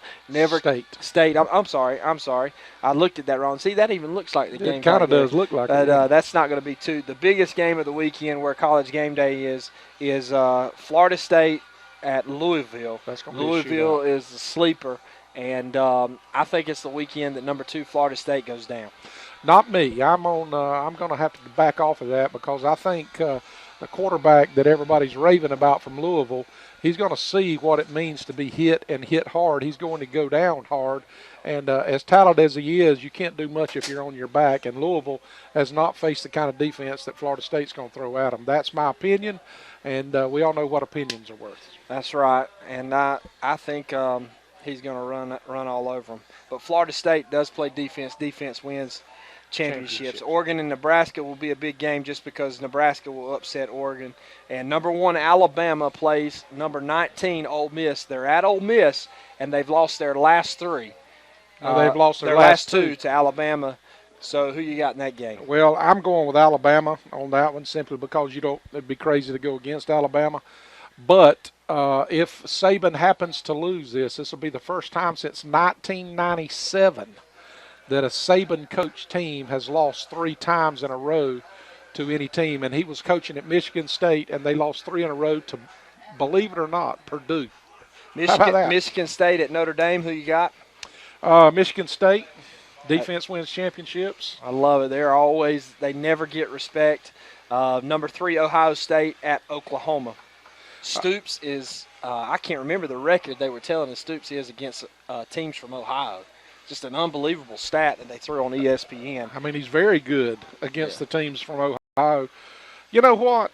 It wouldn't shock me at all for Oklahoma to win this one because Ohio State always stumbles and falls somewhere. And then again, if Ohio State plays like they should with all those 5-star recruits everywhere, it won't even be close. But Oklahoma has been known to lose a game they shouldn't lose and win a game they shouldn't win. So you never know. It's just going to be a great day of college football. And let me ask you, quarterback, we got a freshman starting at Georgia tomorrow up in Columbia, Missouri. This is his first road trip in a hostile environment in the SEC. Tell me what you think about it. Number 27. If I've got 27 playing behind me, son, it's going to be easy play action. But I think Georgia will bounce back and perform against Missouri. We're here, opening kickoff of the second half. Back deep to receive for the Raiders is LaGondrick Snell and Trey Stewart. End over end kick. Ball's going to hit at the 10 and bounce. Oh, my goodness. It bounced into the end zone as Trey could not pick it up. Ball will come out to the 20-yard line, and that's where we'll start there. We're going to go down to our sideline reporter, Bennett and Johnson's sideline report. Shane, did you hear anything at halftime? Any updates? Any injuries? No, I didn't hear any injuries. I talked to Coach Williams and Coach Yates on the defensive side, said, how do we stop number 21? They're going to cover him up with a free safety and put Snell on him one-on-one, our best guy. So hopefully they're going to shut him down and make the others beat us is what their philosophy is in the second half. And then get our defense off the field. We've been on the field the whole first half just about.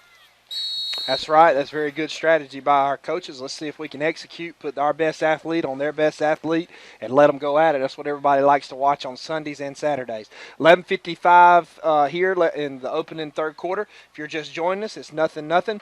And Bacon County's got the ball at the 20-yard line. I formation. Cooper Brown in at quarterback for the Raiders. He's going to take the snap, and we're going to hand it off.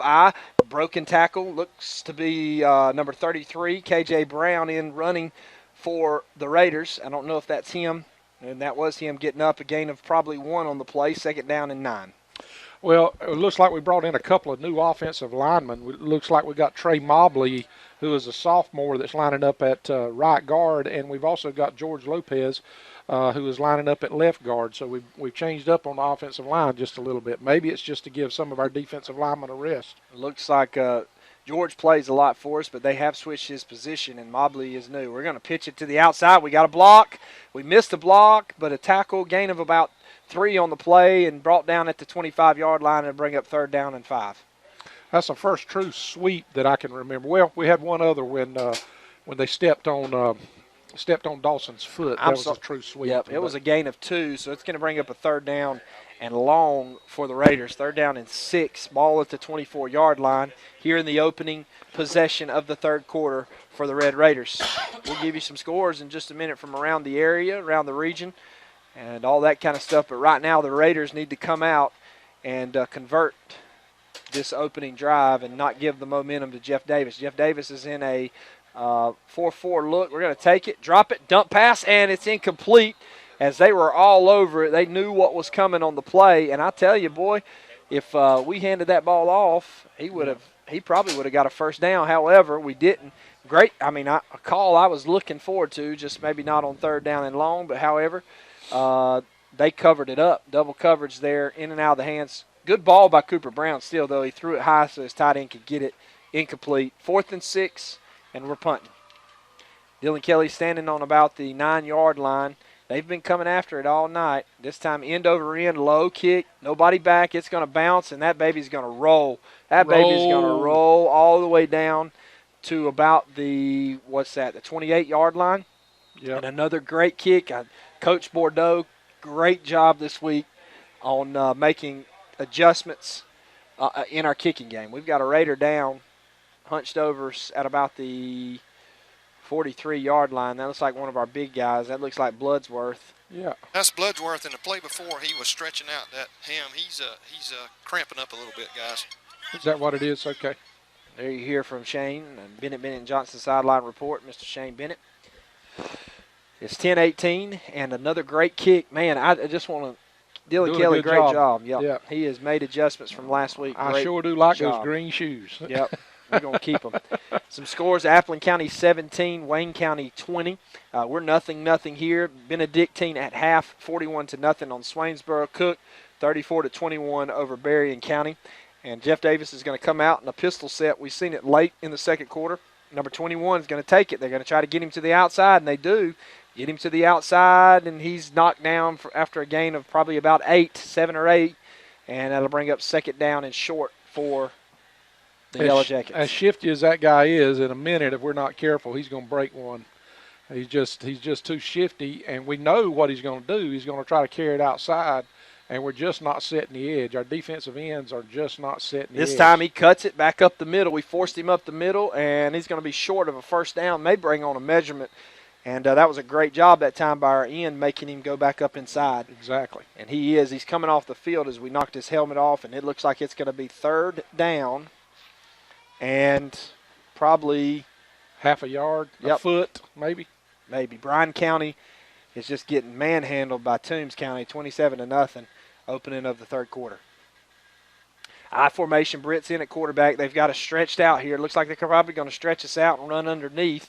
But you never know. They've been throwing those little short passes across the middle all night long. That's what they're going to do. Hand it to the fullback. He's got a first down and more.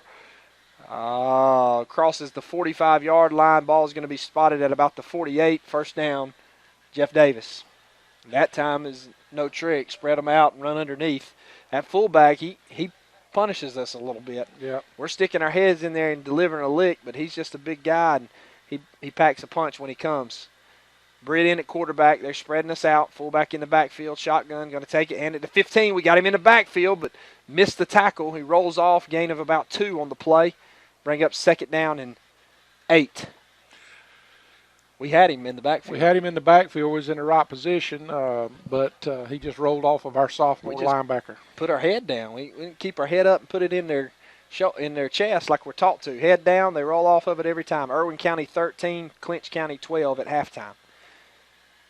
They rush to the line every time, guys, if you can picture this, and they bark a snap count and then stand up and let their coaches make adjustments and call a play in. 21 going to come all the way across the field in motion. They're going to hand it. Oh, there's a fumble on the play, and I think the Raiders got it. Yes, we did. A turnover again.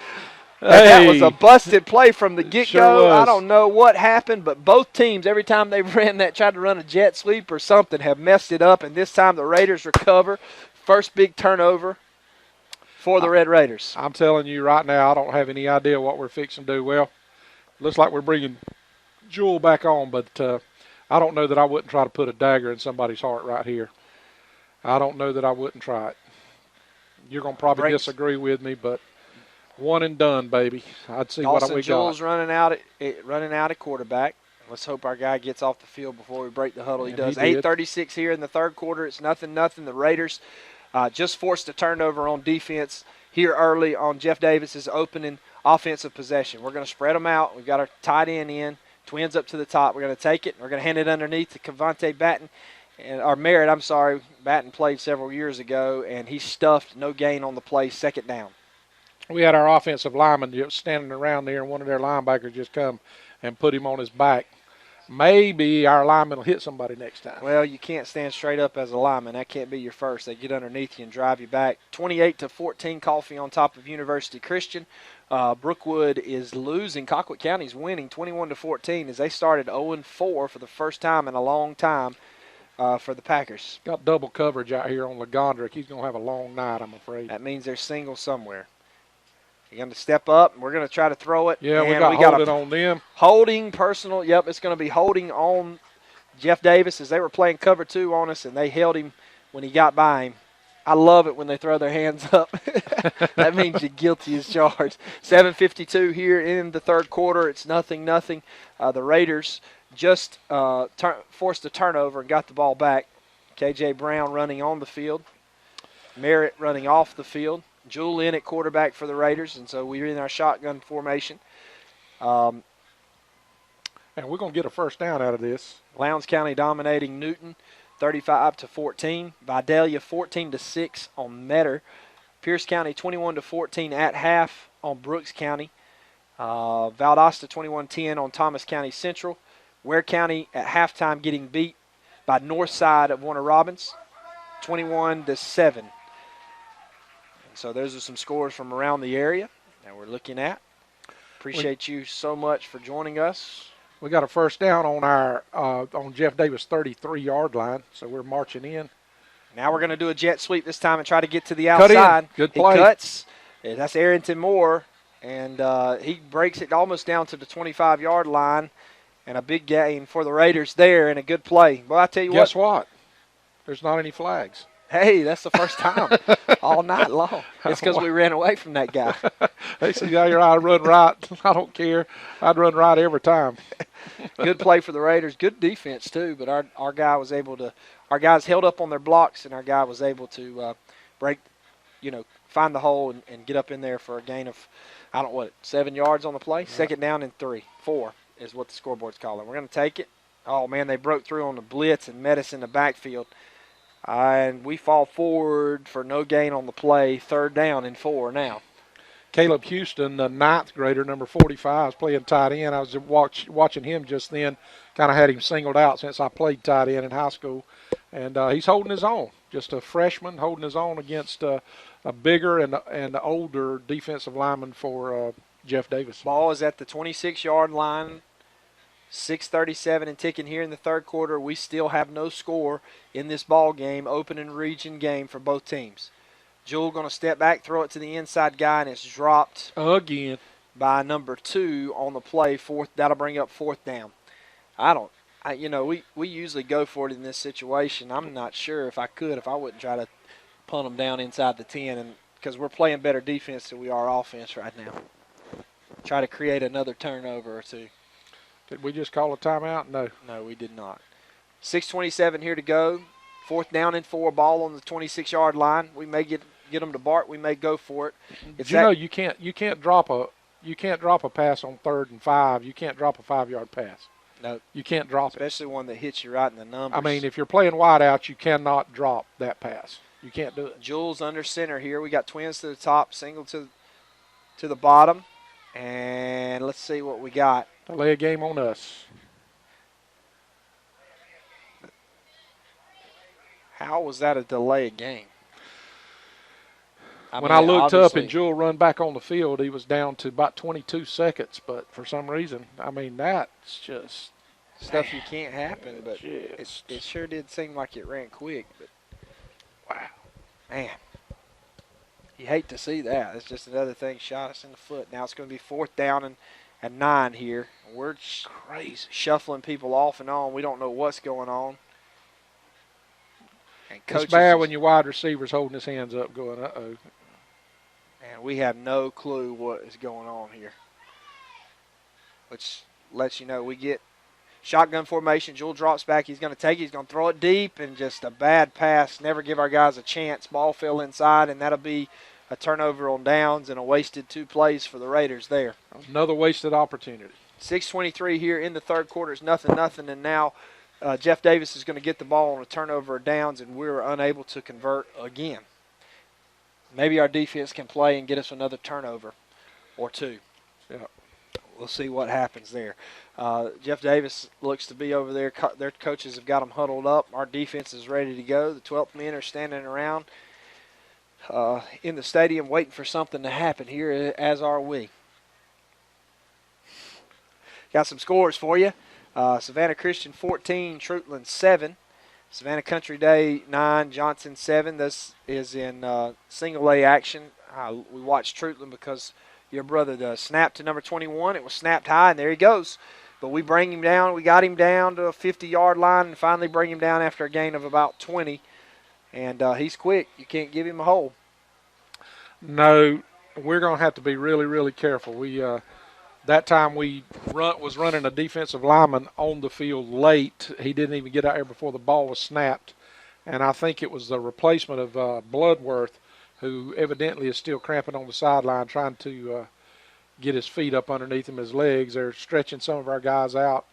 Shane, if you've got a report on those guys, just chime in anytime you want what's going on with Andrew or not. 21's in at quarterback, and he's going to try to get the outside, and he outruns our linebacker. He's got one man to beat.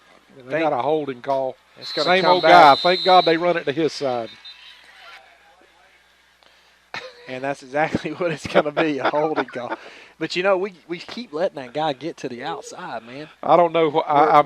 We're letting they're letting their tackles or tight ends reach us on the play. Let's go down to Shane Bennett and Johnson sideline report. Shane, is Bloodsworth back in the game?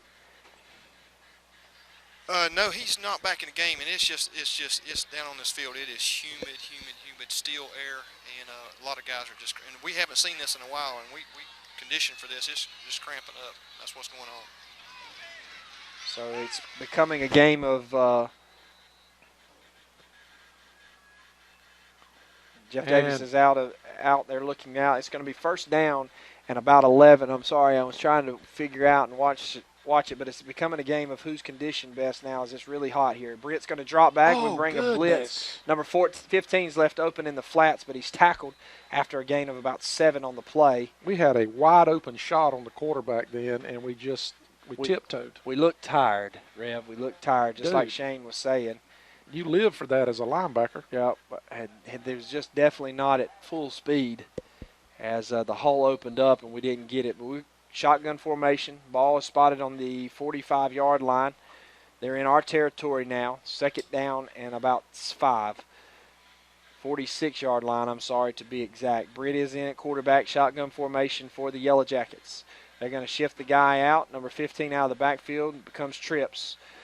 He's got all the time in the world. He's looking, scrambling around, and he's got a man. Oh, my goodness, incomplete as it was a bad pass thrown. The way he dove over the top of it, I thought he may if he threw it higher. Made the catch, yeah. Yep. So all right, it's 3rd and 7, 3rd and 6. I'm sorry, about 3rd and 6. And it looks like it's, this has been their best play of the night is when it's 3rd and long. It's not quite long enough. Maybe not. Maybe you're right. Shotgun formation. Britt still in at quarterback, and they've got a heavy package up to their top. They've walked their fullback up right behind their tackle and their guard, and we'll see what they do here. One-on-one coverage to the outside. They're going to take it and hand it to their fullback. Man, broke a couple tackles and going to be a first down for Jeff Davis. Oh, man, we had him in the backfield again. Had him in the backfield, and then we had him a yard across the line of scrimmage, and he drug us for 5 yards. You can tell that we are a little wind. You can tell in that you start the arm tackle. They rush to the line of scrimmage here. There's always a threat that they can run the play, and we've got to be ready. And this time they do. They snap it to number 15 again, and he shoots through for a gain of 8 yards on the play. And I don't know, there was a fumble on the play. And we got it. Another fumble. We hit him on the ball again. We are forcing those turnovers left and right. We have just got to take our time and convert. Great job, defense. Again, I wished I could see. It was all the way to the far side of the field from where we're at. I couldn't see who forced the fumble, but it doesn't matter. We got it. Is that the 3rd one tonight or the second? Yes, I think it's the 3rd one. 5 minutes here to go in the 3rd quarter, and we've I actually think it was the line judge that tackled the guy and forced the fumble. Trying to throw a penalty flag. Knocked it out of his hand. That's what it was. Cooper Brown's back in at quarterback for the Raiders. And we're still trying to run guys on the field. And it just seems like we can't get going here. Maybe we can. I formation. We just need one big play, guys. One big play. They take it, and it looks like we got a false offsides on them. Offsides, great, awesome. Coach Bordeaux was clapping. He was standing right there, and we got it. That's going to bring it to first down and 5 for the Raiders. First down and 5. Jeff Davis is tired. We're tired. It's a good old-fashioned Jeff Davis, Bacon County game. It's been as ugly can be. Fumbles going back and forth. I guess ugly football make you tired.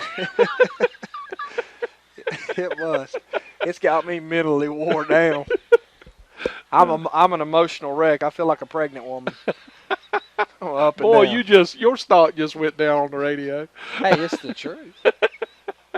Hey. I formation. Cooper Brown in at quarterback. They bring a blitz, and they get us in the backfield. And they know when Cooper's in there, I'm afraid, that what we're going to try to do is just hand the football off. And we're going to bring Jewell out now. Cooper can throw it. He threw for over 300 yards. I understand that. I know. He threw for over 300 yards last week. Number 7 is down on the sideline. He's okay. He looks like he's just tired, maybe cramping up. Yeah, that's what he's trying to do is just get, I don't know, trying to get the cramps out. I formation. Jewell's in at quarterback. He's going to take the snap. We're going to fake it. Play action. Going to throw it deep. Got a man. Got him beat. Legondrick catches this one at the 30. Tackled at about the 25, 22, 23-yard line. First down for the Raiders. Great play. Yes, that was Twice. a good throw and catch. Wasn't perfect, but a great throw and catch, and it was executed well. What I'm gathering right here and what I just see, if we come up underneath center, they think we're going to run the football, so we may be able to throw it if we come up underneath center some. It may loosen it up on the outside. We got 2 of our players cramping down. Joe Hayes is down there trying to work it out. That's a big first down. Ball is spotted at the 23-yard line. First down for the Raiders. I formation. We're going to do a quick pitch to Zabion. He's got a hole. Cuts across. Meets it in the middle. Great holds play. on to the football. Gain of probably about 6. Second down and 4 for the Raiders. Oh, my goodness. Oh, my goodness. We ran it up to the top side, and we got a flag. Same guy. Goodness gracious. I'm going to get his name. His If I was middle name. Whitehouse, I'd be having a talk with him. Sideline warning on them. No, we wouldn't. Good call. Good call. He must have tripped over somebody. We got to have a little fun over there, a little bit of fun. Wow, this cat. Who doesn't take shots at it? 4 minutes left to go in the third quarter. The ball is spotted right at the 16-yard line here. I formation for the Raiders. We got twins down to the bottom. Dawson Jewell in at quarterback. He's going to take the snap. This time he's going to hand it to the fullback who goes forward. Hey, we got crosses first the down. 10. First down, Raiders. First there and goal. There you go. Good job, Raiders. Now hold on to the ball. There it was a read option, and it looked like Jewell tried to pull it out of his belly late. Oh, we got a penalty against us now. Goodness gracious. Goodness gracious. We had a wide receiver that was moving late. I did see that. We had a tight end, and the twins was lined up on the same side as the tight end, and he stepped up on the line of scrimmage as the snap was being called. That was definitely a illegal procedure. And that backs us up to the 21-yard line, and it'll be 2nd and 9. 2nd and 9. 2nd and long. Valdosta 21-7 over Thomas County Central. Fitzgerald 13-0. Who is Fitzgerald playing? Rockdale County. Okay. So the Raiders are going to come out of their huddle. I formation. We finally get set. And we're going to drop back to throw it. Got a man open. Number 8 catches it. JP, he's crossed down the 5, dragging guys down at the 5-yard line as he was dragging people across that 5, and that'll be first and goal for the Raiders. And that was a good throw. He threw it over the linebacker's head and dropped it in there. Nice touch by Dawson Jewell. It's been good to have that young man back. He's giving us a little boost. Cooper Brown has done an excellent job filling in. And it was still the starter tonight, and it still is the starter. But right now, Jewell has taken the troops down to the 5-yard line. Last time we were here, we were not able to hold on to it. I formation, we get set. Twins up to the top. Going to take it, and we're going to hand it to the fullback. And he's met, but he's down at about the 2-yard line. And they dive in as if there's a fumble, but he's definitely going to be down. And that'll be 2nd down and goal. Not a bad play. We definitely better get behind our pads because they are teeing off. We are not reaching a linebacker at all. They come through on that play. We're make sure we get our personnel set here, coaches. They're doing a good job running, getting the right people on. We bring K.J. Brown. He's our big back. We bring him into the backfield. Cavante Merritt is in at tailback. We're going to take it. We're going to pitch it, try to get the downside cut up. Touchdown, Raiders! Yes. They met him at the 2-yard line, but he fought through, and second effort is a score for the Raiders. The first score of the night goes to the Red Raiders of Bacon County. 2:14 left to go in the third quarter, and we finally get on board. This has been one of the prettiest football games I've ever seen. That's great. Let's go down to Shane Bennett as we're going to attempt the extra point with a Bennett Johnson sideline report. Shane, is there a sigh of relief on the sideline right now? Shane didn't hear us down there. He's watching the football game. He's enjoying it. He's relieving. We're going to bring on to attempt. No, we had a mix-up with a holder there. What's going on? He's down there helping him, Coach, getting it all done. Extra point attempt. Snap is and the holds down. The kick is up, and the kick is no good to the left. 6-0. We got a penalty. We do have a penalty, and it's a false start on us. Decline. Goodness gracious. We're going to take a huddle-up timeout. You're listening to 93.5 The Eagle.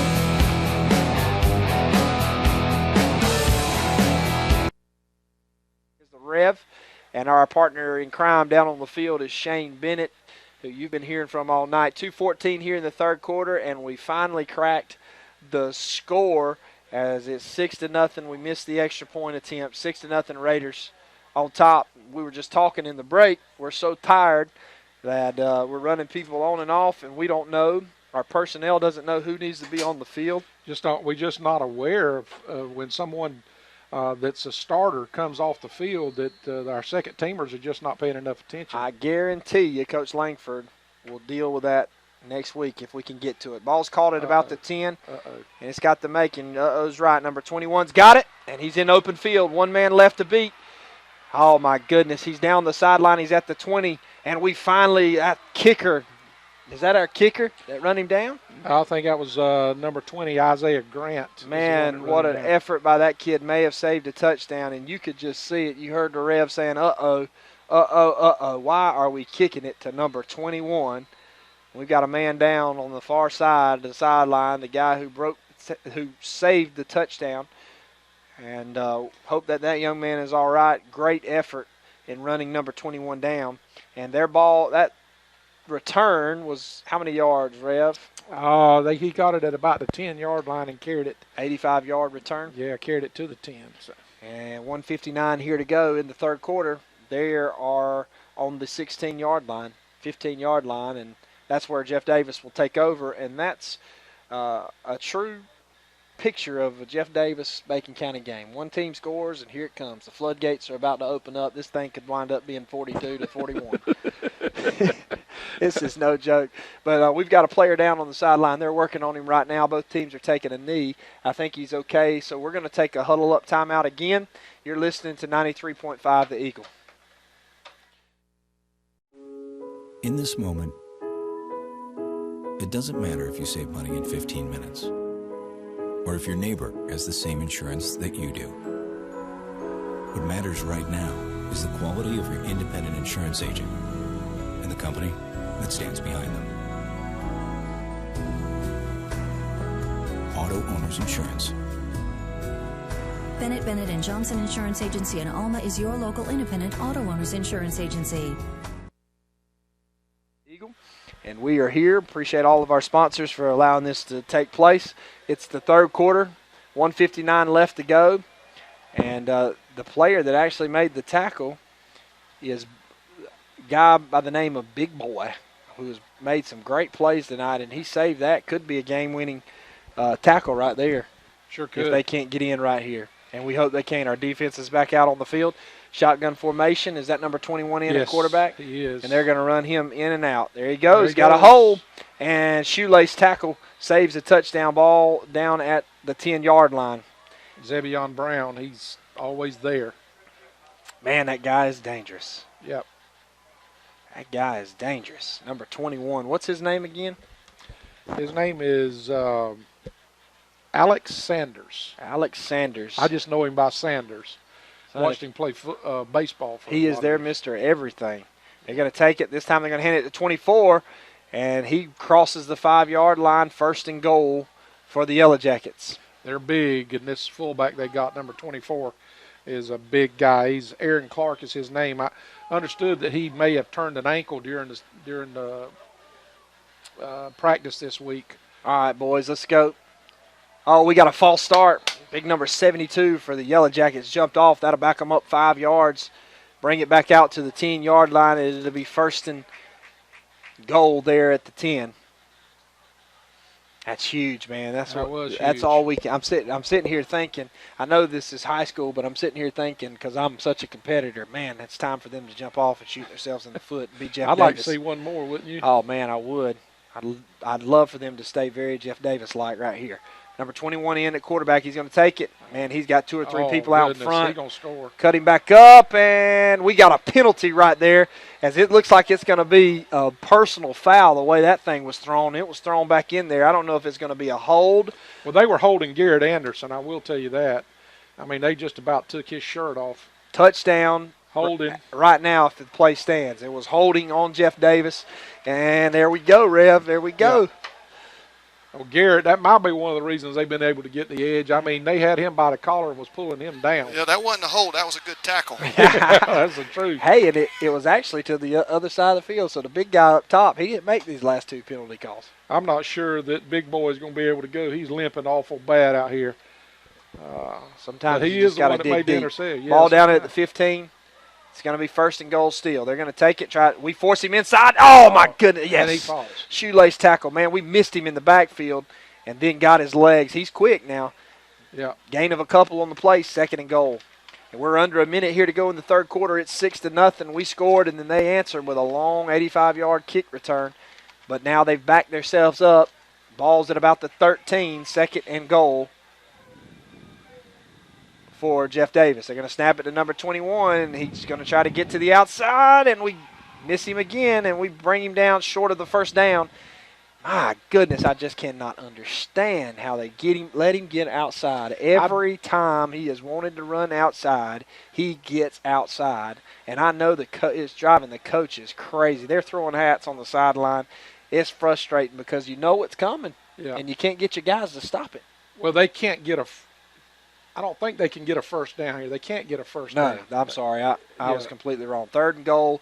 Got about five yards to go for a touchdown. Bring Britt Metz, the quarterback. And we're going to call a timeout as we've seen their formation, and a very good timeout. 31.4 seconds left to go in the 3rd quarter. It's 6-0, and we're going to take a huddle-up timeout as well. You're listening to 93.5 The Eagle. In this moment, it doesn't matter if you save money in 15 minutes. It doesn't matter if your neighbor has the same insurance that you do. What matters right now is the quality of your independent insurance agent. Glad you're okay, Sarah. We'll take care of everything. And the company that stands behind them. Thanks so much for your help. No problem. Auto Owners Insurance. Bennett Bennett and Johnson Insurance Agency in Alma is your local independent auto owners insurance agency. Raider Field here as you're coming back. 31 seconds left to go in the 3rd quarter. It's 6-0, and it's 3rd down and goal for the Yellow Jackets. Ball is on the 5-yard line, and they're everything number 21. They're going to try to find a way to get him the ball or hand it to their big fullback, who has toted us a couple times. I would sell out. I mean, there's no doubt. I'd bring an all-out blitz and lock up on the corner. Well, that's what I would do too. If they threw they're going to try to go inside. If they threw it, so what? I would sell my tail out. Number 15 takes it, and we knock him down, ball at the 2. So they're going to go for it, 4th and goal here. They have to. Yeah. Don't you agree? Even you still got a whole quarter left, but your field goal kicker has missed 2 already. You have no choice but to go for it here. And they're bringing in their big guys. Number 22's coming in. I'm telling you, I'd do it again, especially with Britt out. I would sail out. Goodness gracious, full out blitz. They're going to probably let the time run down here. It'll be the end of the 3rd quarter, and at the end of the 3rd quarter, it is Red Raiders 6, the Yellow Jackets of Jeff Davis, nothing. And when you come back at the beginning of the 4th quarter, we will have 4th and goal from the 2-yard line. You're listening to 93.5, The Eagle.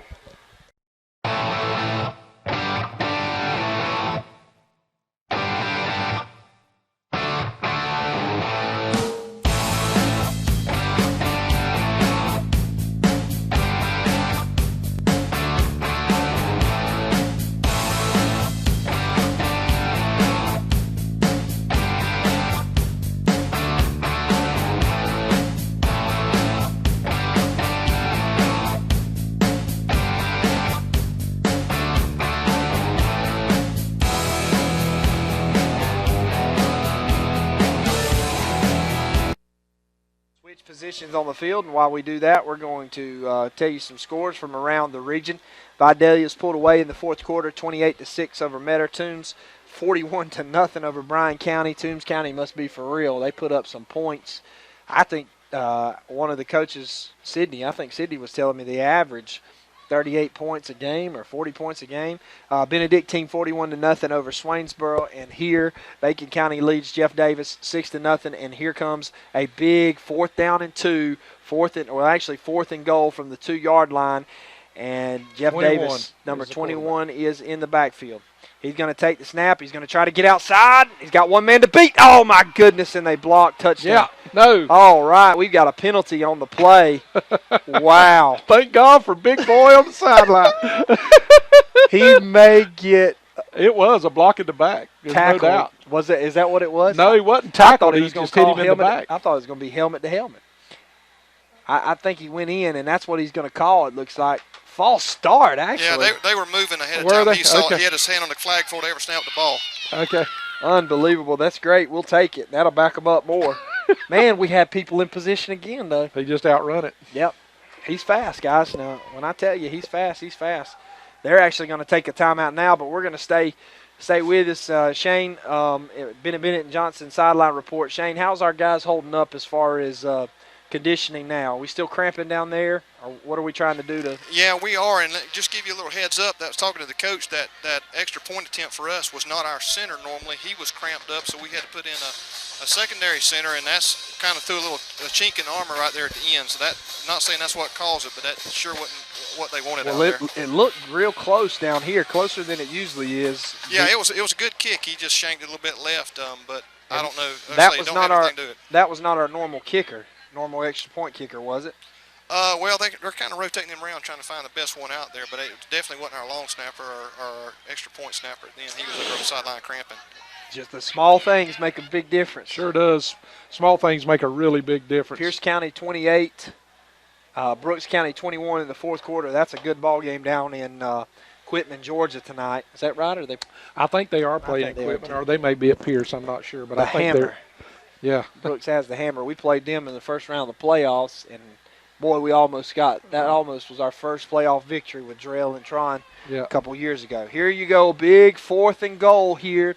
Looks like they're going to be throwing after the a ball. false start. They're going to bring Britt back out. They may throw a little screen pass. Man, our defense, just one more play, guys. Just one more play.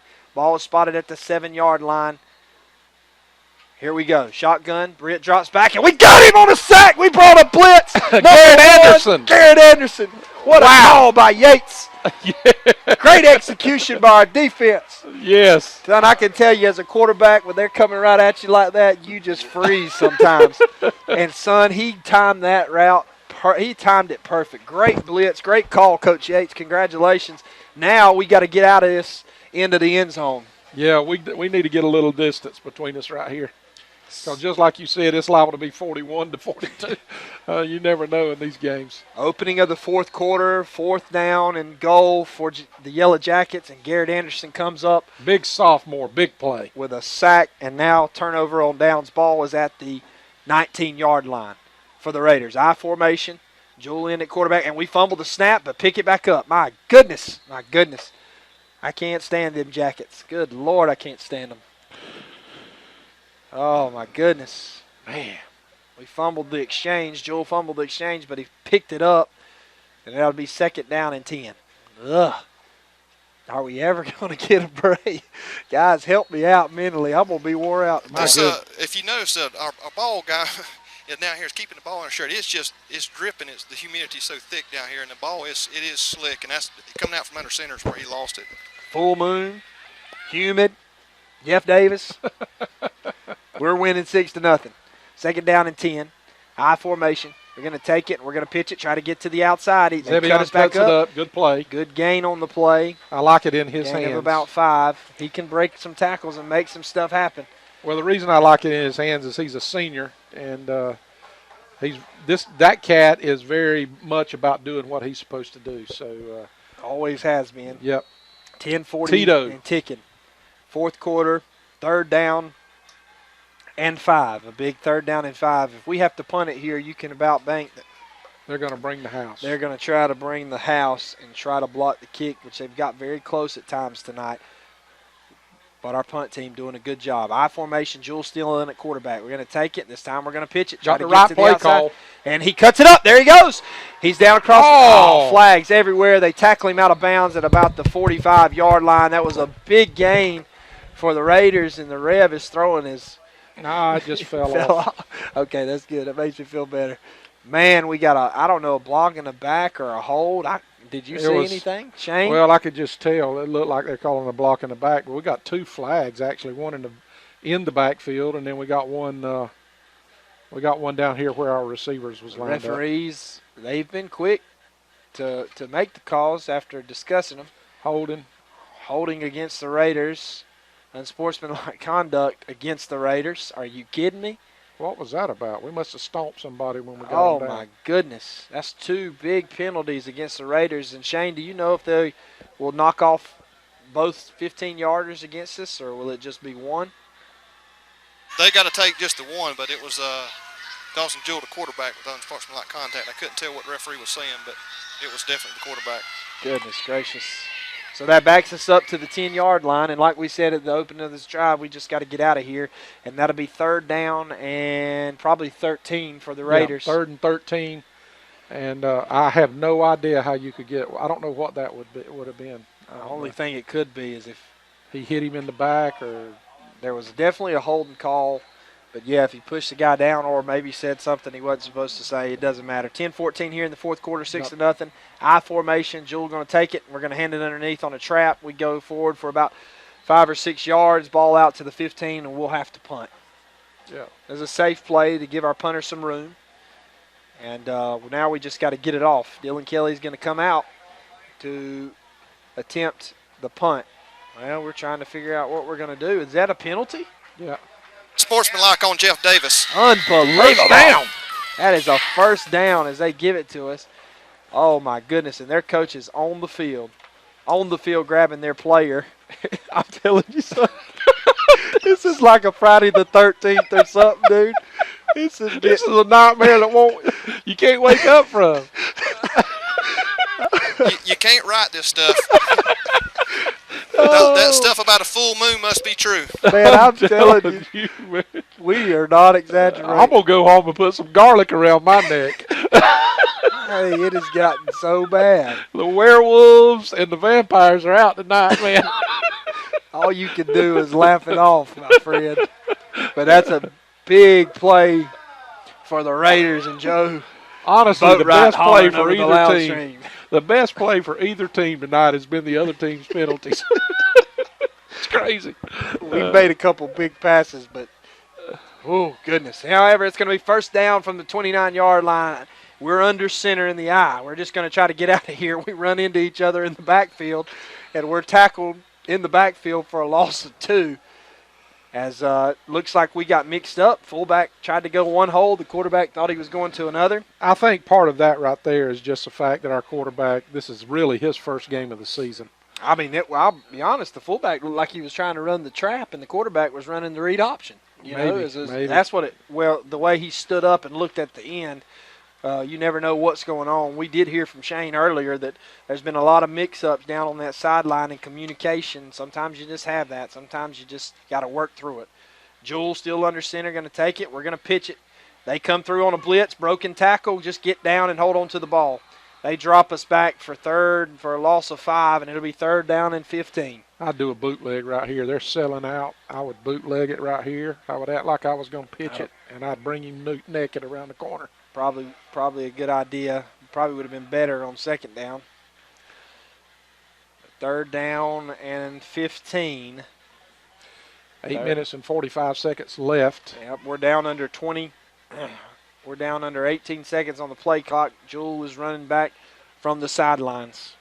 Quarterbacks have to run a long way to get our play calls. We're down to 10 seconds. If we're not careful, we're going to get us a delay. We cannot have that. I hope our coach is paying attention. We're set. 2, and we snap the ball, and we hand it underneath, and they're all in the backfield. They're all in the backfield on that trap. And that'll bring up 4th down, a loss of 1 on the play.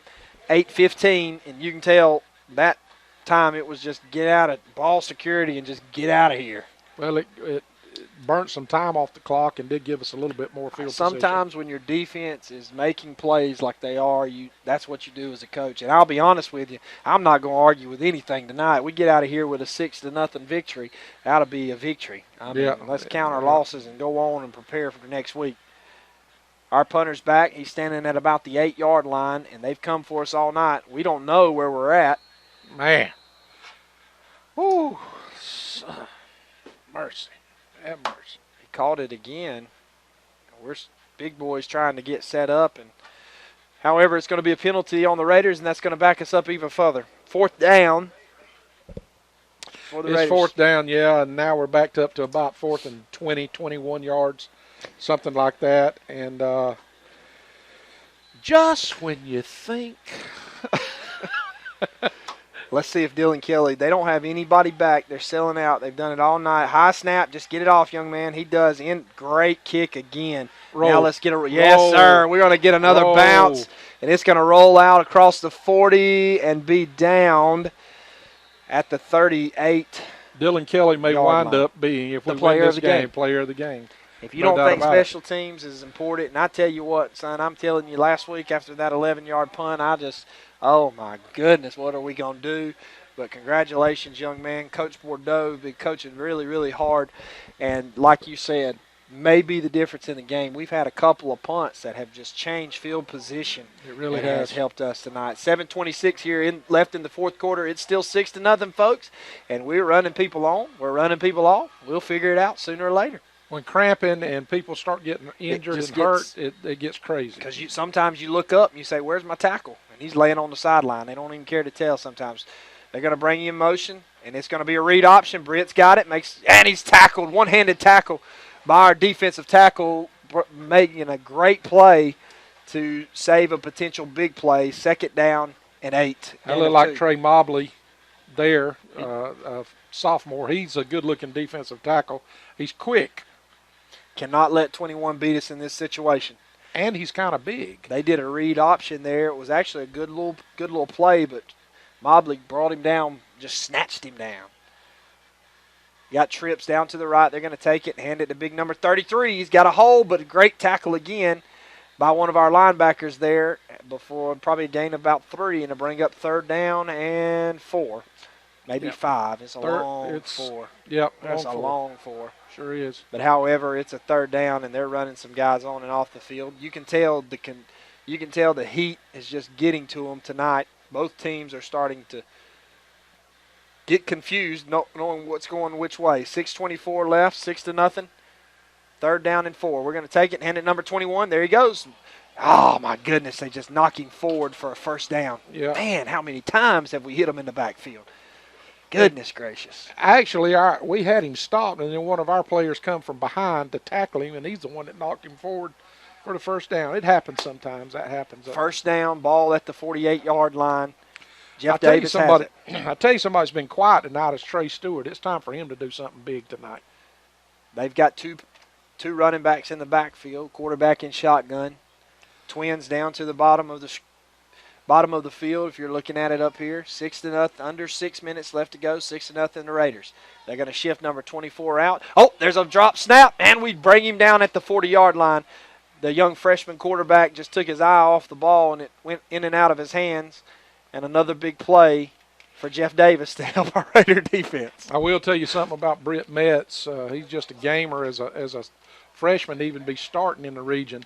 We're going to be hearing a lot from him in the years to come. Good kid, too. Good kid. Trips out to the right. Got a single receiver up. They're in shotgun, number 24. They're one of their big backs. Britt's going to shift him to his right.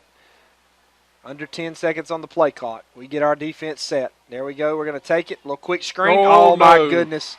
There goes Trey. He's going to have to run number 1 down, and he does, and runs him out of bounds. Oh, my goodness. That's crazy. There's no way that's a personal foul. As he tackled him out of bounds, but he started going down. Oh, goodness gracious. But two officials threw the flag, so they saw something flagrant. Oh, my goodness. You just hate to use that side again. Yeah. And, man, just a big-time play, but we can get ourselves out of it. We held them earlier on 4th down, 4th and goal. Maybe we can do it again. They're nowhere close to the goal line yet. They're going to mark this penalty off, and it's going to – I don't know. This penalty is going to put them inside the 20. I wonder just how many penalty yards. I would be scared to know how many penalty yards both teams has had tonight. Ball is inside the 20, and it's marked probably at about the 18 or 16-yard line is what the scoreboard's showing. 5:07 left to go in the game. It's 6-0, and we take a timeout now. So with them, we're going to take a timeout. Your Huddle Up timeout of the game, sponsored by Huddle House, and we appreciate it. You're listening to 93.5 The Eagle. In this moment, it doesn't matter if you save money in 15 minutes or if your neighbor has the same insurance that you do. What matters right now is the quality of your independent insurance agent and the company that stands behind them. Auto Owners Insurance. Bennett Bennett & Johnson Insurance Agency in Alma is your local independent auto owners insurance agency.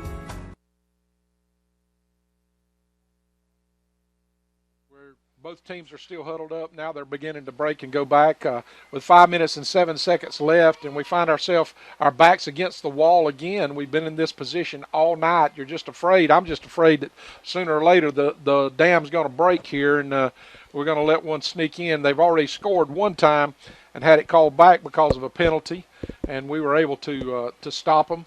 But now they're looking 1st and 10 on about the 17. 21 takes it, and he's got an open hole. And doing a good job containing him. Just let him go.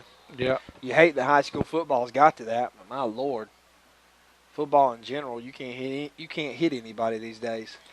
I literally seen in the NFL, I seen a personal foul because they hit the quarterback in the thighs, knees, took him down. It was too low of a hit. That's a sissy sport these days. Under 5 minutes to go, they're going to take number 21. He's going to score. He's got one guy to beat, and he gets in. Touchdown, Jeff Davis. No flags. You knew it was just a matter of time, and we're tired. Yeah, we're tired. We're cramping, and our defense has been on the field just because we have just not been able to sustain anything offensively. And they've got a pretty good kicker here. I would be surprised if they shank it here. There'd be something unusual for them. Kicking is one of the areas that they seem to be pretty good at. And I'm hoping I'm saying all that and then jinxing him. So with 4 minutes, 53 seconds here in the fourth, the extra point attempt is up. The extra point attempt is good, and it's 7-6. Jeff Davis on top of Bacon County. You're listening to 93.5 The Eagle. In this moment, It doesn't matter if you save money in 15 minutes. It doesn't matter if your neighbor has the same insurance that you do. What matters right now is the quality of your independent insurance agent. Glad you're okay, Sarah. We'll take care of everything. And the company that stands behind them. Thanks so much for your help. No problem. Auto Owners Insurance. Bennett Bennett and Johnson Insurance Agency in Alma is your local independent auto owners insurance agency. About to kick it off, and one of the most dangerous weapons that we have in our region, Trey Stewart, is lined up deep along with LaGondrick Snell. And so we're going to see what they're going to do. I would be surprised if they kick this ball really, really deep. It would really surprise me. I think their defense is going to, if it was me anyway, I wouldn't be trying to kick it off deep to them. I'd be pooch kicking it or do something different because we got two dangerous weapons sitting in the back, and our offense has been anemic at best. Scores Northside of Warner Robins 48, Ware County 7. He's going to kick it deep, kick it high, end over end, and LaGondrick's going to take it, and there goes LaGondrick. He's got a hole. Oh, my goodness. Oh, he holds on to the ball as that was just a violent tackle. Face mask. Grabbed him by the face mask. Sure did, and that'll be a 15. Ball's going to – he brought it out to about the 29, and then after the penalty, that'll bring us close to the 40-yard line, maybe closer to the 50-yard line. 4:45 and ticking here in the fourth quarter, 7-6, and in most games, this would be one of your last drives. You need to take your time and get down. We've got plenty of time. I don't know if we have any timeouts. How many? I know we've taken one. We've got 2 timeouts. We've got 2 timeouts left. So I think so. We're going to see what that does. And it's time for our offense to click. It's time for our offense to be consistent. It's time for our players not to hold. It's time for our players not to jump offside, because a 5-yard penalty to us, we just don't have the firepower to get that 5 yards back. You got to dig deep right here. Got to dig deep. Cook 48, Berrien 28. Camden 7-6 over Brunswick. Gummit, just after you got it out of your mouth, the first snap was a false start on our offense. We just can't do it. I just don't understand it. I can't, for the life of me, understand this. I don't how we can be like this, how we just cannot pay attention to a snap. It drives me crazy. I don't know how we can do that. Imagine the feel of the coaches now. I mean, on the field. Be sure to stay tuned with us for our post-game show interview, as we're going to try to catch up with Coach, let him break it down if he stays with us. We're going to bring out trips here to the top. Dawson Jewell at quarterback. Going to take it, going to hand it to Xavion. And Jewell gets, oh my goodness, if Jewell would have made a block, we had a play. They brought him down as we try to reverse again the third time tonight. And Coach Conard is on the field getting after some of his offensive linemen. Yeah, he's about tired of watching it, I think. He is tired of watching it. Ball spotted at the 40-yard line. It'll be 2nd down and 13. And if we get a block, I mean, quarterbacks usually don't block, but if you can just get in the way of the man, we had a play there. I was waiting for him to throw that thing down the field off of a reverse pass. Jewell in at shotgun, going to take the snap, and he's going to roll to the right, and he's going to throw it. And what a catch! What a catch. He had a man wide open. If he hits him, he may be able to cut it up the field on the inside. But, however, a great catch and throw there by Jewell. He connects. That brings second with LaGondrick. Ball at the 50. 3rd down and 4. Dead on the 50-yard line. 3rd down and 4. 3:40 here ticking. Ball on the 49 is where they're calling it, but it's more of the 49.5. 3rd down and 4, 7-6. Jeff Davis on top. And it's time we're going to take it. We're going to roll this way.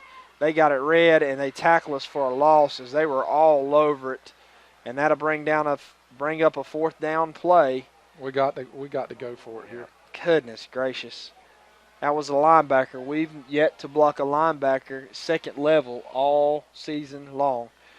However, really on a pass play you can't get to him, but wide receiver's got to make a block there. Give us a second. All right, here's the play of the game right here. 7-6, 4th down and 4. Here's the play of the game. Jewell's going to bring a man in motion, and we jump off sides. Did we? We jumped off sides. Who? False start, I'm sorry. False start. Big number 56. Big number 56, Mr. Lopez. We tried to do a hard count to try to get him to jump, but we jumped. 7-6, 2:53 left to go in the fourth quarter. It's 4th down and 9, and now we've got a big 4th down and long to convert. Telling you, though, I've seen crazy things happen. Yeah. Telling you. This game is not over till it is over, my friend. 15 seconds left on the play clock, 2:51 left in the game. Big play, trips. Here we go. Jewel in at quarterback. Zabion in the backfield. Trips up to the right. Going to take the snap, and we've got another false start for the Raiders as our tackle jumped. Actually, that's going to be a wide receiver. That's the second time on this series that he's jumped offsides. It's okay. We know what we're doing. Backing up, giving ourselves a little room. That's all we're doing. Going to make a big play here. Coach Langford's got his quarterback at the 40-yard line. And the ball spotted at the 39.5. 2:50 here to go. Play of the game. I think we can just 14, 7-6. We can say that at some point it's going to have to quit being an excuse during the season, but we are playing like a very young, inexperienced team. Twins to the top and to the bottom. Jewel Bart's account. They bring a blitz.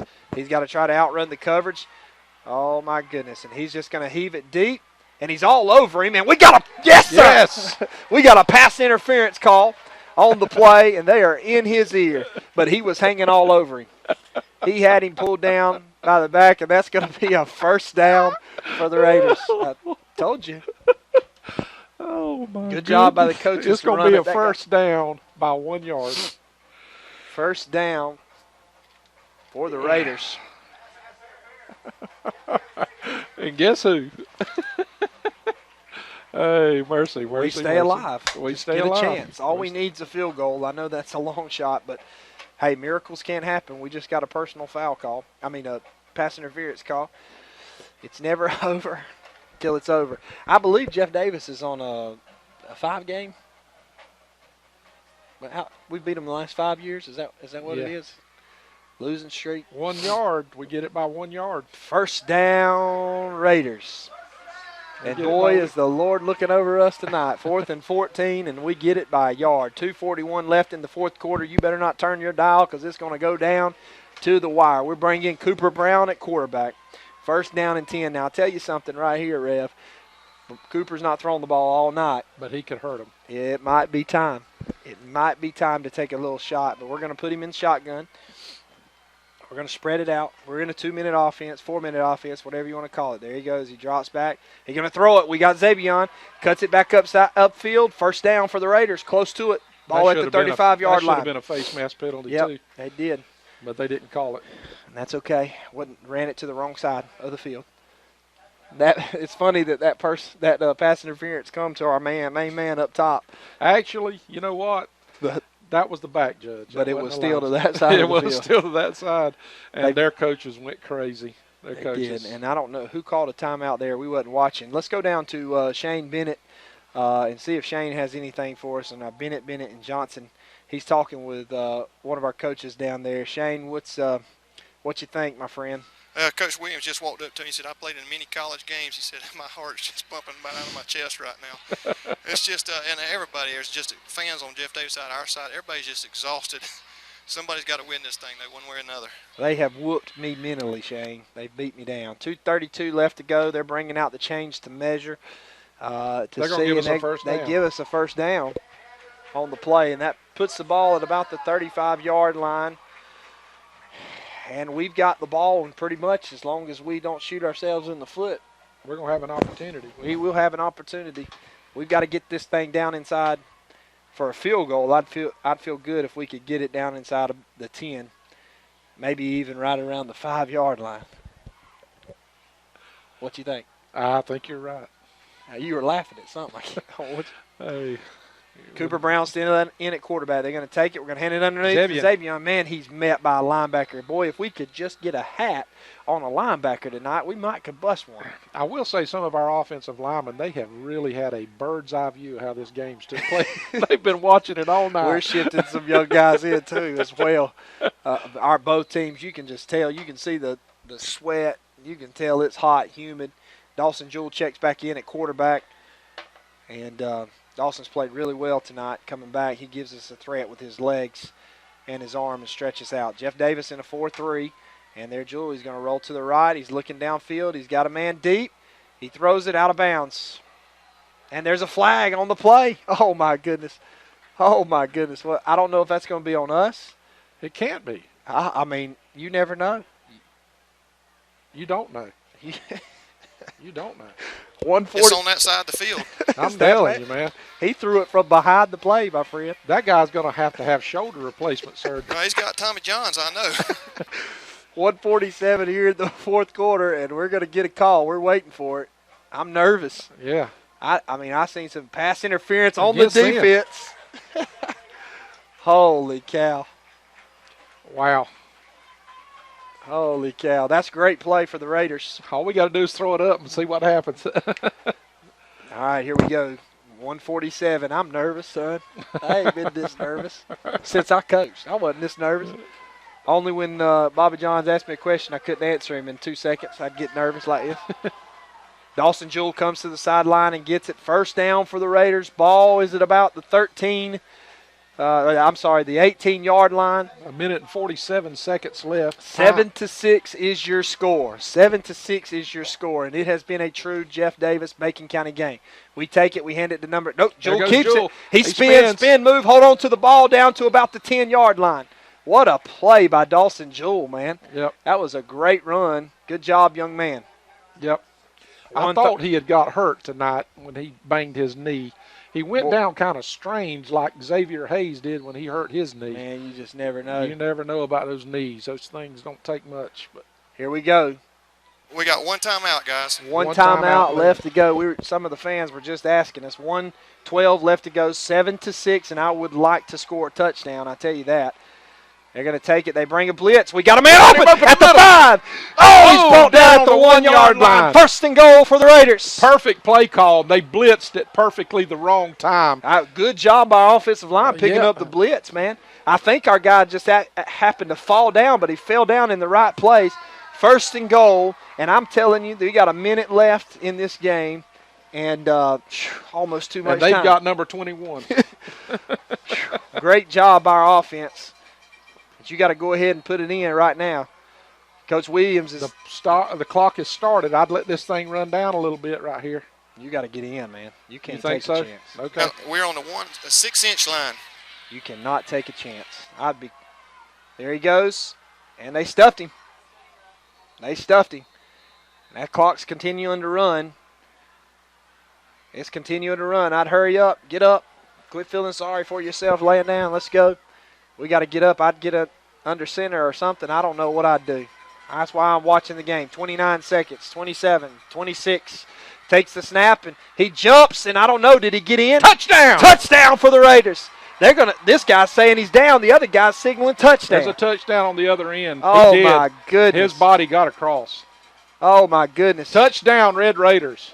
Oh, my goodness. You got one guy signaling he's down. The other guy signaling touchdown, and he finally does. They talk about it. Touchdown, Raiders. Then they give the guests the points. My goodness. Give us those points back, scoreboard. Give us those points back, scoreboard.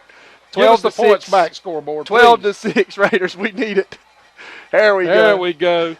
We're just joking. Our guys next to us are doing a great job. We're still trying to shuffle guys on the field. It's a 2-point conversion. You got to go for 2 here. You just got to. Good call by the coaching staff. Don't break the huddle. Hustle off the field. Here we go. 7-6. Call your timeout, coach. Call your timeout. Call your timeout. Call your timeout. He's trying to get him. I don't know if they're going to give it to him. They did. They give him the timeout. 21 seconds left to go in the ball game. We get a timeout as when we come back, we will be attempting the 2-point conversion. It's 7-12. Bacon County scores late. You're listening to 93.5 The Eagle.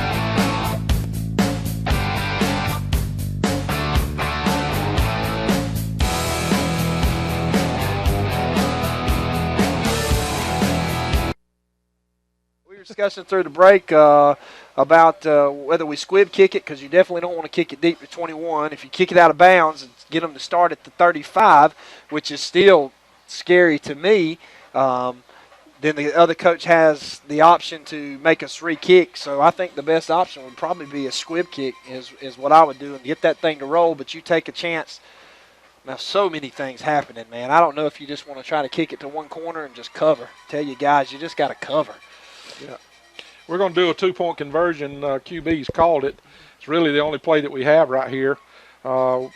If we go up in 14, then an extra point only ties. Bring Legondrick Snell in motion. The ball is at about the 2.5-yard line. We drop back. We throw it. Got a man open. 2-point conversion's good. 2-point conversion, good. No flags. No flags. 2-point conversion is good. And Great that brings play it call. to Great 14-7. And that could save the ball game for us. Great job, guys. We're going to stay here. As boy, that was the best play of the night right there. Sure Great was. play. And everybody's happy. 14-7.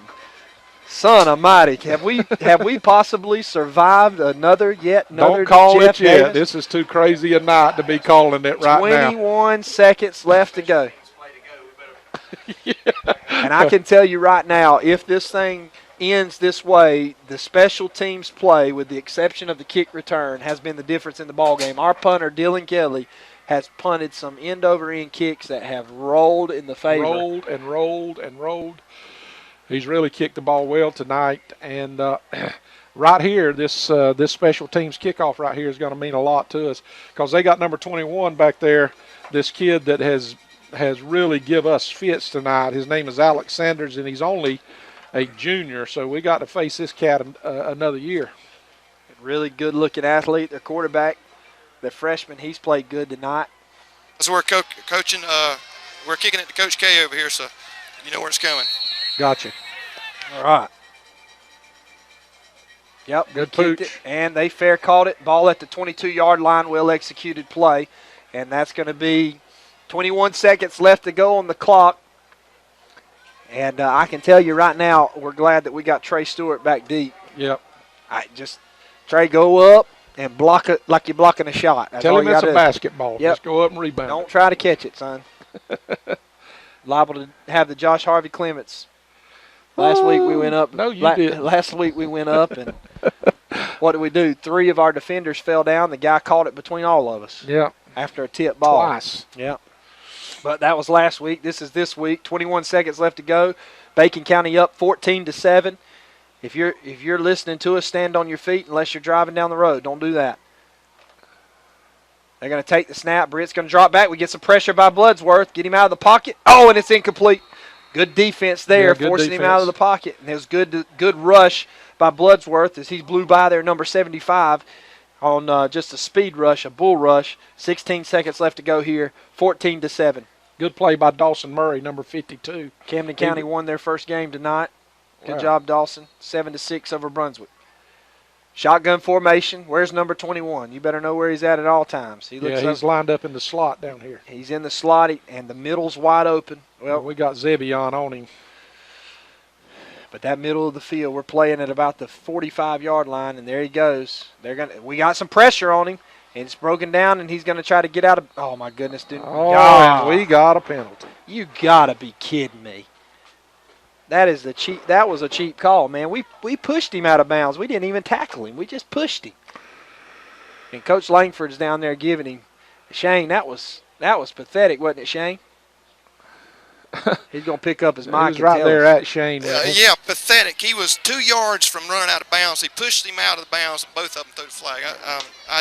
We didn't even tackle him. Yeah, not to labor on that. We've had other issues, but that was a bad call there. So they're going to mark that off, and we got 8 seconds left to go. Can we survive this, Riv? We've seen some crazy things happen. Are we going to see a Central Michigan like we seen 2 weeks ago in college football? Who knows? Or are we going to be able to wrap this thing up and play? I tell you what, if you're on defense, you're about scared to do anything. You know what I'm saying? Here we go. What we can't let him do is get an open field and go to juking. He's standing at about the 38. We got a rush on him, forcing him, and we bring it down. And that's going to be the ball game. Andrew Bloodsworth. They call a timeout. They call a timeout, 2.4 seconds, and Andrew Bloodsworth makes his presence known again for his second sack of the ball game. Good job, young man. that may be his third, at least tackle for loss. He's got a couple tackle for losses, and that was a big-time play. We got some scores for you from around the region and around the area. If you've been listening to us, we appreciate it. Thank you so much. Stay tuned to the post-game show. We're going to hear from our coaches and maybe some players tonight. We like to get those players when we win. 2.4 seconds left. It's 14-7. Anything can happen. Vidalia 28-6 over Metter. Toombs 41-7 over Bryan. These are finals. Benedictine 47-8 over Swainsboro. It's 14-7 here as we were 14-6. Scored a touchdown, went and got a 2-point conversion. Dooley County 28, Dodge 25 in the fourth quarter. Washington County 20, Evans 19. These are just scores from around the area. Appling County 24, Wayne County 20. Here we go. The last play of the ball game. The 12th man is on his feet. For those of you who left, shame on you. Trips out to the top. And we've got players 30 yards off. And we got another flag. Have we got 12 players on the field? The guy who's throwing it, I seen a coach walking away from him, so I don't know if he just threw the flag to only get got the White 11 House. on, so. Well, there was a coach walking away from that judge up there, and I'm sure that they are giving it to him, and I don't know. We didn't have a player around, so unsportsmanlike, that backs them up even more. Unsportsmanlike on their sideline. And our people are on their feet, and our guys are getting them to get crunk. It's been a hard-fought battle. It's been the ugliest ball game I've seen in the last 25 years. And you're only 31. I'm telling you. But we've made it. That's what's important. It's not over till it's over. 2.4 seconds left, 14-7. And I'll say it again. Everybody has their opinions, but it's not because people say, well, our coaches are not disciplined. Man, you're talking about 16-year-olds. Yeah, and Bloodsworth is going to rush him, break him down. He's out of the pocket, and he's just going to heave it, and it falls incomplete, and they hit Britt hard, and that's going to be your final 14-7 in a hard-fought battle. A hard-fought battle. Bacon County comes out on top tonight. Woo, boy, we survived, and we hope Britt's okay. As he took I think he'll be all right. He took a hit at the end of that by Andrew Bloodsworth, and a great job by our guys fighting and doing a wonderful job. We're going to take a quick. Their coach is giving that side judge a fit. He's still walking with him. He is talking. You're going to have to get a sheriff out there. Yeah. As the side judge is getting back after him right there. Is that their coach or is that Roger? No, I don't want to call names. I'm sorry. I don't want to call names. No, that's their head coach. That's their head coach, and he's telling them to get out of here. He's giving them the business. He's madder than the fire. It was an ugly game. We're going to take a quick break. You're listening to 93.5 The Eagle. When we come back, we'll hear from Coach Langford.